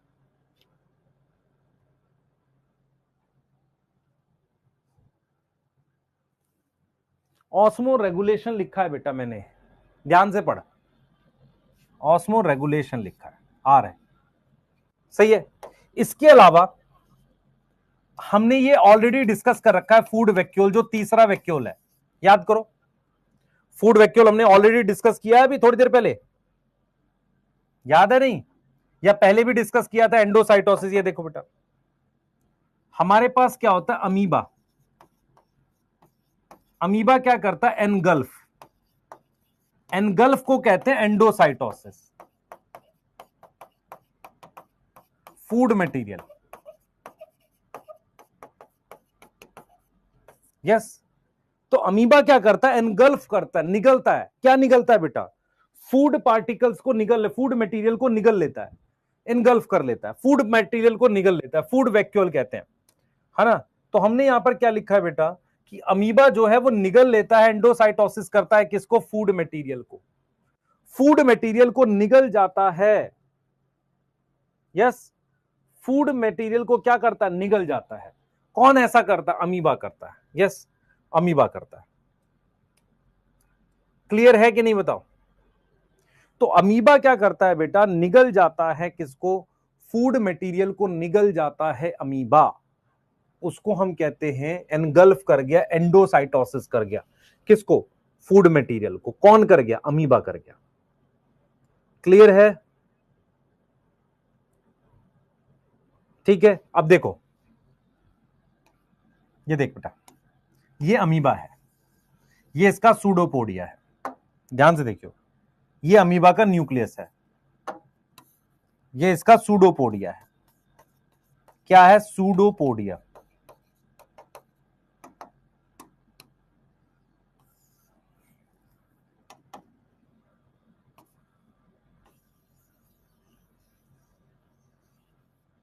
ये फूड पार्टिकल है, यहां अंदर आ गया।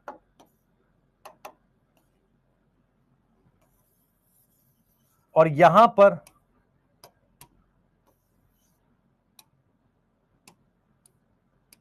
ये बन गया फूड वैक्यूल।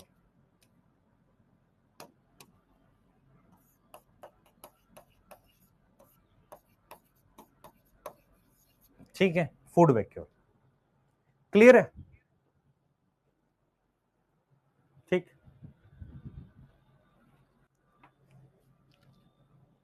सही है,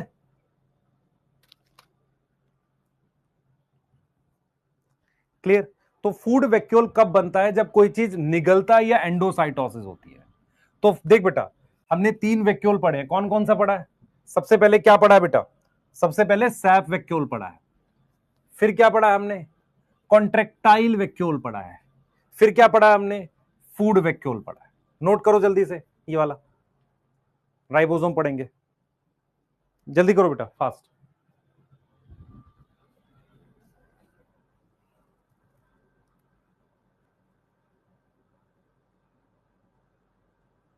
बेटा नींद आ रही है, भूख लग रही है, ये तो परेशानी तेरे साथ परमानेंट है ना, इसका मैं कुछ कर थोड़ी सकता हूं।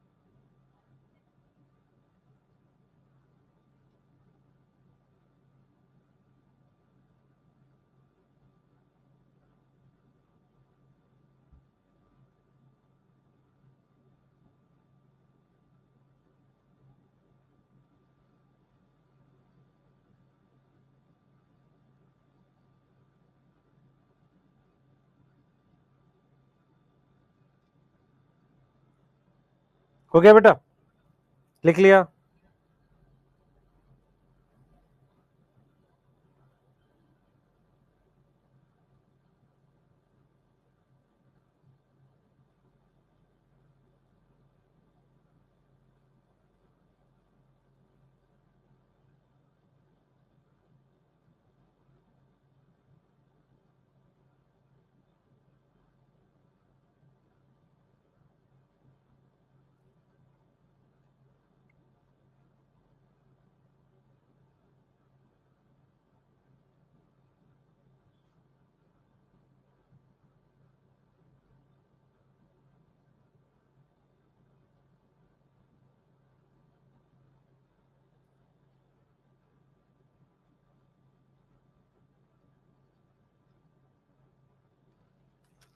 ठीक है,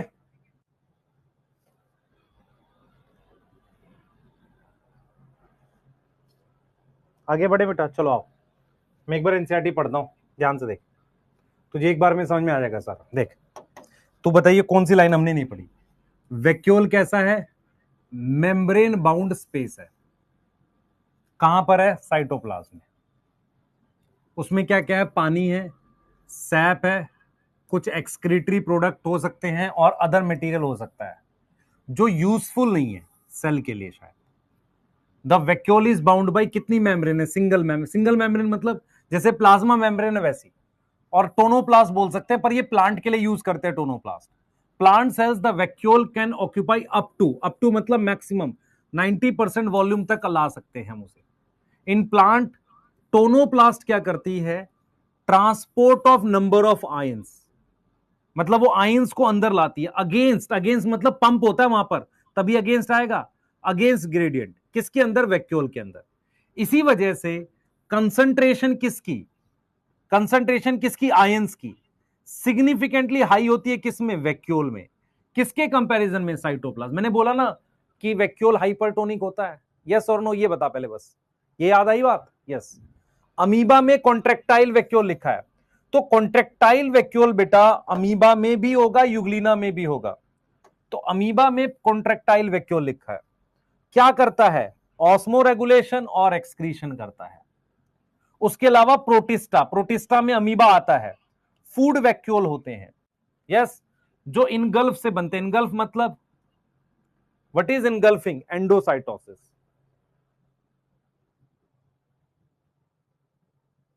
बेटा पैरामीशियम तेरा फ्रेश वाटर है, ये चेक कर ले, अगर है तो मिलेगा। फ्रेश वाटर में एनगल्फिंग को एंडोसाइटोसिस कहते हैं। जल्दी बताओ, जल्दी जल्दी फास्ट।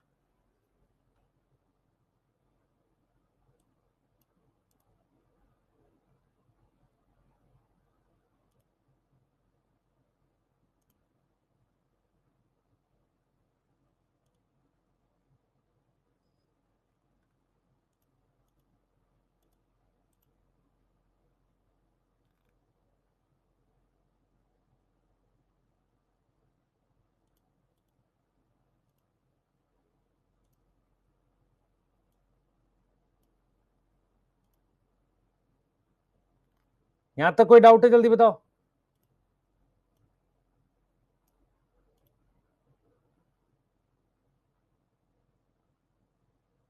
यहां तक कोई डाउट है? ठीक है, चलिए आगे चल रहे हैं। बेटा राइबोसोम पढ़ लेते हैं हम लोग, ठीक है, राइबोसोम पढ़ लेते हैं, अच्छा है टॉपिक। सुन लो ध्यान से, राइबोसोम क्या है, मेरी बात सुनना ध्यान से। राइबोसोम पहले समझ लो, आपने पहले पढ़ा हुआ है थोड़ा सा राइबोसोम के बारे में। देखो क्या है, मेरे पास ये सेल है, सेल के अंदर 1953 में पैलेड ने ऐसा देखा था, जैसे दानेदार होता है ना, ग्रेनुलर, इलेक्ट्रॉन माइक्रोस्कोप से ऐसे दाने जैसे स्ट्रक्चर दिखे थे। और ये किसने देखे थे? पैलेड ने देखे थे, ऐसे दाने जैसे। तो किसने डिस्कवर किया था? 1953 में इलेक्ट्रॉन माइक्रोस्कोप डिस्कवर हो चुका था। पैलेड ने क्या ऑब्जर्व किया? पैलेड ऑब्जर्व्ड, क्या ऑब्जर्व किया? Observed granular structure. ग्रेनुलर समझ में आ रहा? दानेदार ग्रेनुलर स्ट्रक्चर किसके अंदर? बताओ बेटा, साइटोप्लाज्म में। स्ट्रक्चर इन साइटोप्लाज्म, और किसकी मदद से? Bye electron microscope. तो किस साइंटिस्ट ने डिस्कवर किया? जॉर्ज पैलेट नाम है उसका। तो उन्होंने क्या यूज किया था? इलेक्ट्रॉन माइक्रोस्कोप यूज किया था। मतलब इस तरीके का दानेदार स्ट्रक्चर दिख रहा था, ग्रेनुलर। तो ग्रेनुलर स्ट्रक्चर जो दिख रहा है, वो जो ग्रेनुलर स्ट्रक्चर दिख रहा है ना, वो दानेदार स्ट्रक्चर जो हमारे पास है, उसको राइबोसोम कहते हैं। अब ये कौन से माइक्रोस्कोप में दिखा, ये तो आपको पता चल गया। भैया किसमें दिखा? विजिबल किसमें हुआ? बताओ, ये विजिबल किसमें हुआ? बताओ मुझे। ये सिर्फ विजिबल है किसमें? इलेक्ट्रॉन माइक्रोस्कोप में। किसमें विजिबल है बेटा? इलेक्ट्रॉन माइक्रोस्कोप में विजिबल है। कौन विजिबल है? राइबोसोम। मैं रिपीट कर रहा हूं बच्चे, एक साइंटिस्ट थे जिनका नाम जॉर्ज पैलेट था। उन्होंने 1953 में दानेदार कुछ स्ट्रक्चर, ग्रैनुलर स्ट्रक्चर ऑब्जर्व किया सेल के अंदर, उसे उन्होंने नाम दिया राइबोसोम। ठीक है, अब आपसे पूछा जाए क्या राइबोसोम की मेम्ब्रेन होती है? नहीं, विदाउट मेम्ब्रेन होते हैं। ये क्या होते हैं? विदाउट मेम्ब्रेन होते हैं। यस, विदाउट मेम्ब्रेन ऑर्गेनल है, एक ऐसी ऑर्गेनल है जो विदाउट मेम्ब्रेन है। दूसरी चीज, ये प्रेजेंट होती है सभी तरह के सेल में, present in all type of cell. All type of cell यहां पर बोलने का मतलब है कि prokaryotic as well as eukaryotic cell, prokaryotic cell as well as eukaryotic cell. ठीक है, अब मैं आपसे पूछ रहा हूं इसकी टाइप बताओ। ध्यान से देखेंगे सारे बच्चे, इधर देखो, मेरी तरफ एक डायग्राम देखो। ये प्रोकैरियोटिक सेल है, मेरी तरफ देखना ध्यान से, कोई कुछ लिखे ना। ये मेरे पास प्रोकैरियोटिक सेल है, ये प्रोकैरियोटिक सेल है। मेरे पास ये यूकैरियोटिक सेल है। प्रोकैरियोटिक सेल का ये माइटोकॉन्ड्रिया है, ये माइटोकॉन्ड्रिया है, ये क्लोरोप्लास्ट है। ये क्या है? माइटोकॉन्ड्रिया। ये क्या है? क्लोरोप्लास्ट है। मेरी बात समझना, ये क्लोरोप्लास्ट है, ये क्या है? माइटोकॉन्ड्रिया। ये कौन सा सेल है? ये यूकैरियोटिक सेल है। बहुत ध्यान से सुनोगे तो तुम्हें समझ में आएगी। ये इसका हो सकता है न्यूक्लियस हो, ये न्यूक्लियस है। अब मैं यहां पर क्या कर रहा हूं बेटा, मैंने यहां पर एक राइबोसोम बना दिए। ये राइबोसोम साइटोप्लाज्म है। कहां पर है ये राइबोसोम? कहां पर है ये राइबोसोम? कहां पर है? साइटोप्लाज्म में। और ये राइबोसोम 70S है, कहां प्रेजेंट है सर? साइटोप्लाज्म में प्रेजेंट है। किस प्रकार के सेल में सर? प्रोकैरियोटिक सेल में। किस में मिल रहा है ये सर? ये प्रोकैरियोटिक सेल में मिल रहा है। ये मेरे पास क्या है? यूकैरियोटिक सेल है। मैं जो बात बोलूंगा वो अभी समझ में आ जाएगी 1 मिनट में। यहां भी राइबोसोम है, यहां भी राइबोसोम है, और एक राइबोसोम यहां है, एक राइबोसोम यहां है। तो ये जगह क्या है? ये साइटोप्लाज्म है। तो यूकैरियोटिक सेल के साइटोप्लाज्म में 80S मिलता है, उसकी जो क्लोरोप्लास्ट है उसमें और माइटोकॉन्ड्रिया में 70S मिलता है। समझ लो ध्यान से मैं क्या पढ़ा रहा हूं। मैं आपको यह समझाने की कोशिश कर रहा हूं कि राइबोसोम साइटोप्लाज्म में मिलते हैं, प्रोकैरियोट में और यूकैरियोट में। प्रोकैरियोट में 70S, यूकैरियोट में 80S। अगर पूछा जाए क्या यूकैरियोटिक सेल में 70S मिलता है? हां, क्लोरोप्लास्ट और माइटोकॉन्ड्रिया के अंदर। तो अगर आपको मैं एक क्वेश्चन दूं, देखिए कितने बच्चे क्वेश्चन कर पाते हैं। 70S ribosome absent in A amoeba, B yeast, C RBC, D all. बताएं क्या आंसर आएगा? बताओ जल्दी।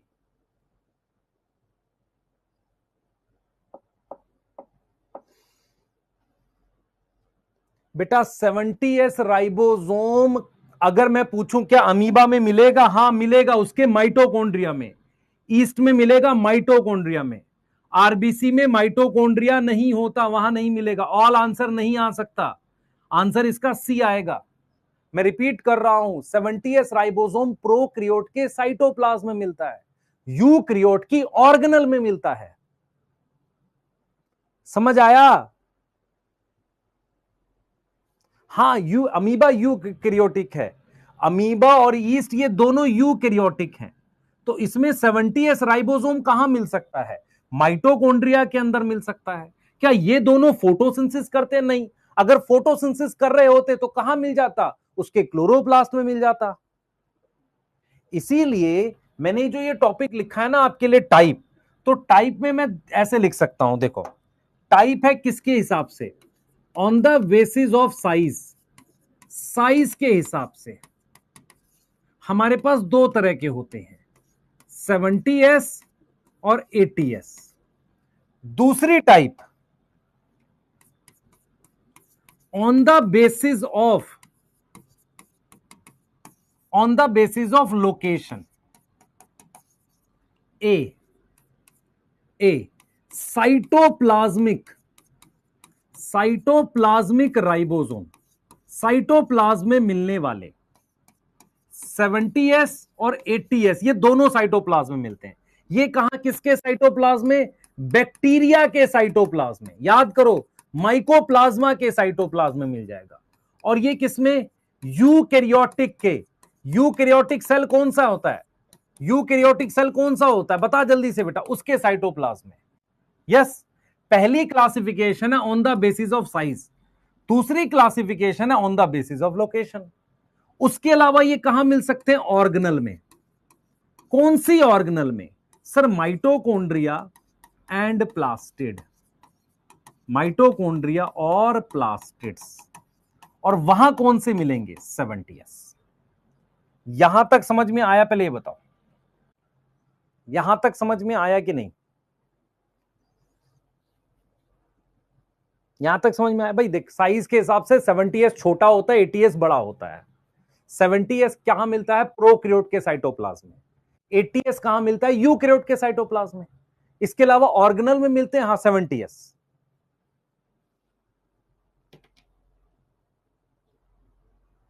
बेटा टाइम ना पास करो। ईस्ट में 70s कैसे हो सकता है? ईस्ट प्रोकैरियोट है, यूकैरियोट है? सर, यूकैरियोट है, तो क्या उसमें वो होता है, माइटोकॉन्ड्रिया? हाँ, होता है।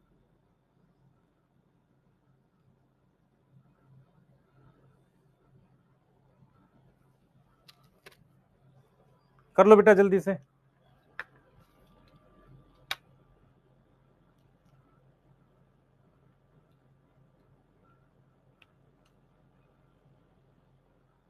हो गया?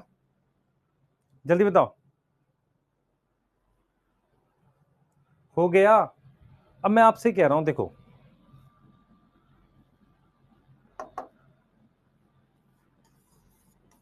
ईच टाइप ऑफ राइबोसोम, उसमें दो सब यूनिट है।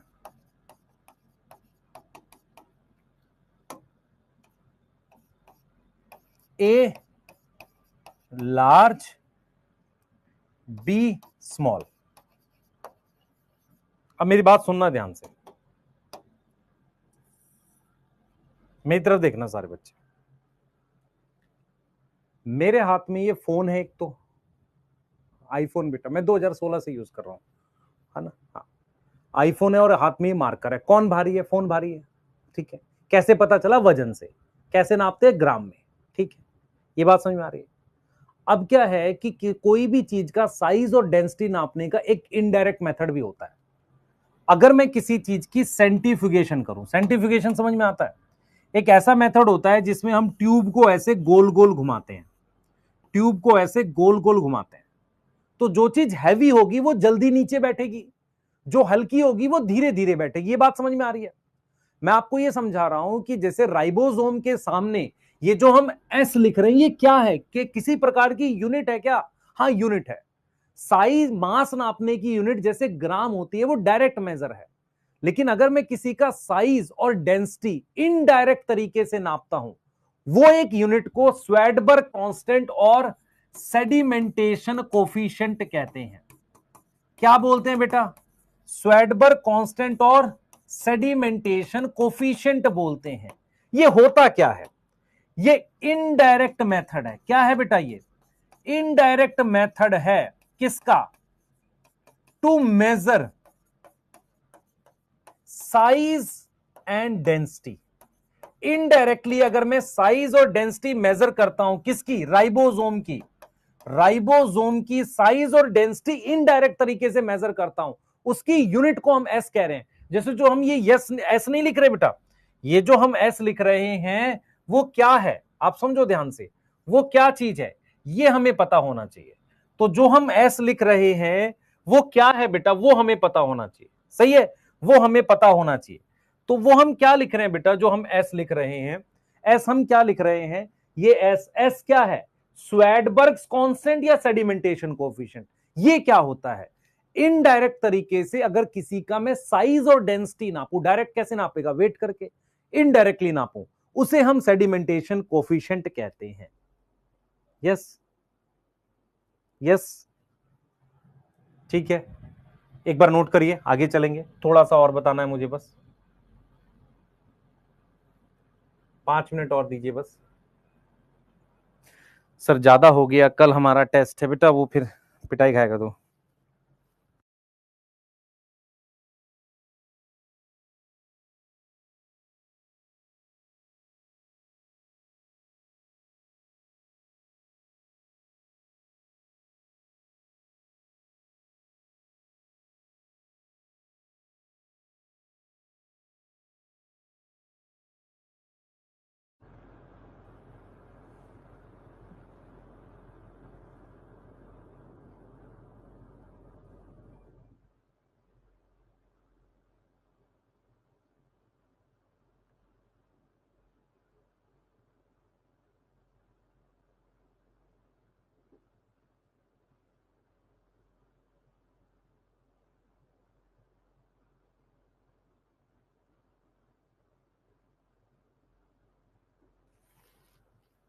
हो गया,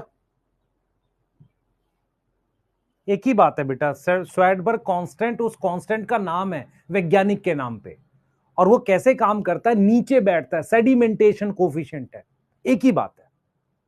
ठीक है, नोट कर लिस, हाँ देख लो, ये वाला लिख लिया नहीं लिख लिया पहले बताओ, ये वाला लिख लिया तो मैं आपको एक छोटी सी चीज और बता रहा हूं।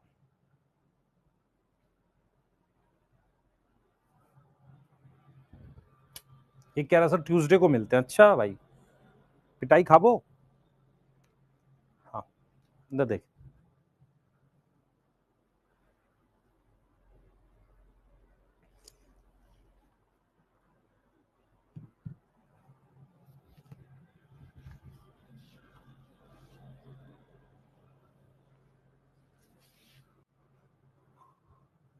इधर देख, मेरी तरफ देख, ये कंप्लीट राइबोसोम है, इसकी 2 सब यूनिट है, ये वाली बड़ी है, ये छोटी है, समझ ध्यान से, एक कंप्लीट राइबोसोम की 2 सब यूनिट है, ये बड़ी है, ये छोटी है, ये भी आरआरएनए प्रोटीन का बनता है, ये भी आरआर, जैसे मान लो ये पेन किसका बना है सर, प्लास्टिक है, थोड़ा सा इसमें मेटल भी है ना जिससे लिख रहे हैं, ऐसे ही क्या है, राइबोसोम की सब यूनिट किसकी बनी, देख मेरी बात सुन, ये कंप्लीट राइबोसोम है, पेन मान ले कंप्लीट राइबोसोम है, इसके 2 हिस्से हैं, ये क्या हो गई, सब यूनिट हो गई, तो ये सब यूनिट बनी किस चीज की है, इस पर हम लोग फोकस करेंगे, हम किस चीज की बनी है, देख हमारे पास बेटा, हमारे पास ये 70S राइबोसोम है, ये कौन सा राइबोसोम है, 70S राइबोसोम है, यस, इसमें जो लार्ज सब यूनिट है, समझ इस बात को बेटा, इसमें जो लार्ज सब यूनिट है हमारे पास, ध्यान देंगे, इसमें लार्ज सब यूनिट वो 50S है, स्मॉल सब यूनिट सर ये अजीब नहीं है, ऐड होना चाहिए था, 80 आना चाहिए था, नहीं बेटा, ओवरलैपिंग होता, ओवरलैपिंग मतलब कुछ हिस्सा ओवरलैप होता है, तो ये वाली हमारे पास क्या हो गई, स्मॉल, यस, और ये वाली क्या हो गई, लार्ज, ठीक है, यस। अब मैंने क्या बोला था आपको कि स्मॉल सब यूनिट में भी आरआरएनए और साथ में प्रोटीन होंगी, लार्ज वाले में भी क्या होंगे, आरआरएनए होंगे और साथ में क्या होगी, प्रोटीन होगी, यस। अब ऐसे ही ये कौन सा राइबोसोम है सर, ये 80S राइबोसोम है, तो 80S राइबोसोम में भी क्या है बेटा मेरे पास, समझ इस बात को, 80S राइबोसोम में भी मेरे पास क्या है, देख इसे, ये वाली स्मॉल सब यूनिट है और ये वाली लार्ज है, यस, ये वाली क्या है सर, स्मॉल सब यूनिट है, यस, और ये वाली क्या है सर, लार्ज सब यूनिट है, अरे हां या ना, तो ये भी किस चीज का बना हुआ है सर, ये भी बना है आरआरएनए का और प्रोटीन का, मेरी बात ध्यान से देखियो, ये भी किसका बना है, आरआरएनए का और प्रोटीन का। अब यहां पर जो मैं बात बताऊंगा वो इस चैप्टर की नहीं है, वो है क्लास 12th में जो चैप्टर है उसको लेकर थोड़ी सी बात है, ज्यादा बड़ी बात है। आपको ये याद रखना है कि 70s राइबोसोम में छोटी और बड़ी सब यूनिट है। छोटी में भी आरआरएनए प्रोटीन है, इसमें भी आरआरएनए प्रोटीन है, पर ये आरआरएनए अलग अलग टाइप के होते हैं। कैसे टाइप का मतलब, यहां पर जो है वो 16S का है, 16S का आरआरएनए है। ये एस क्या है, साइज, मतलब 16 साइज का आरआरएनए। भाई जूते होते हैं ना 9 नंबर 10 नंबर ऐसे साइज है मान ले, इसमें जो आरआरएनए है एक है 23S एंड 5S, ये दो साइज के आरआरएनए है लार्ज वाली में। इस वाली में क्या कहानी है बेटा, इस वाली में 18S का आरआरएनए, किसमें, स्मॉल सब यूनिट में। लार्ज वाली में कौन सा आरआरएनए है, 3 है, एक है 5S, एक है 5.8S और एक है 28S। ये S क्या, यूनिट। मैं रिपीट, मेरी बात समझ में आ रही है कि नहीं बेटा, मैं रिपीट कर रहा हूं भाई। 16S आरआरएनए इसकी छोटी सब यूनिट में, इसकी बड़ी सब यूनिट में 23 और 5S होता है। यस, इसकी 18S आरआरएनए इसमें है, छोटे वाले में एक ही तरह का है। इसमें 3 तरह के हैं, 1 2 3, 5S 5.8S है ना, 5S 5.8S 28S। ठीक है, तो हमने यहां पे क्या लिखा बेटा, हमने यहां पर लिखा नोट में स्मॉल सब unit one type of rRNA which is 16S। यहां सिर्फ इसके लिए लिख दिया, बाकी यहां आप लिख सकते हो। समझ में आया, ये समझ में आया।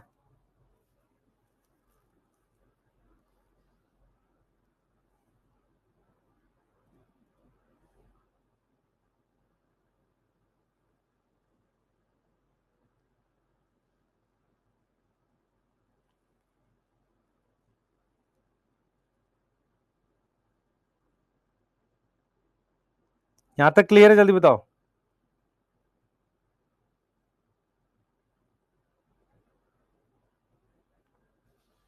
यहीं तक रोकेंगे इसे। एक लास्ट नोट लिखूंगा बेटा, एनसीईआरटी ने क्लास 12th का एक टॉपिक दे रखा है, उसमें बोला हुआ है कि जो इसमें प्रोटीन है और इसकी टोटल प्रोटीन, टोटल 80 टाइप की प्रोटीन है, 80 टाइप की प्रोटीन है। टेस्ट का सिलेबस जो जहां तक पढ़ा दिया वहीं तक आएगा, ये यहीं तक आएगा बेटा टेस्ट का सिलेबस। ठीक है, डन है, यस ठीक है। तो मेरे ख्याल से शायद मंडे को ऑफ है, तो ईद मुबारक आप लोगों को। और जो बच्चे ईद नहीं सेलिब्रेट कर रहे होंगे तो कृपया करके पढ़ाई कर लेना, और जो कर भी रहे होंगे, संडे को नहीं सेलिब्रेट कर रहे होंगे आप, मंडे करेंगे, तो उस हिसाब से अपना करना। ठीक है बेटा, थैंक यू। ठीक है, यस, चलो एंड करते हैं बेटा, बाय। डोपा मिलेगा, यस दे देंगे।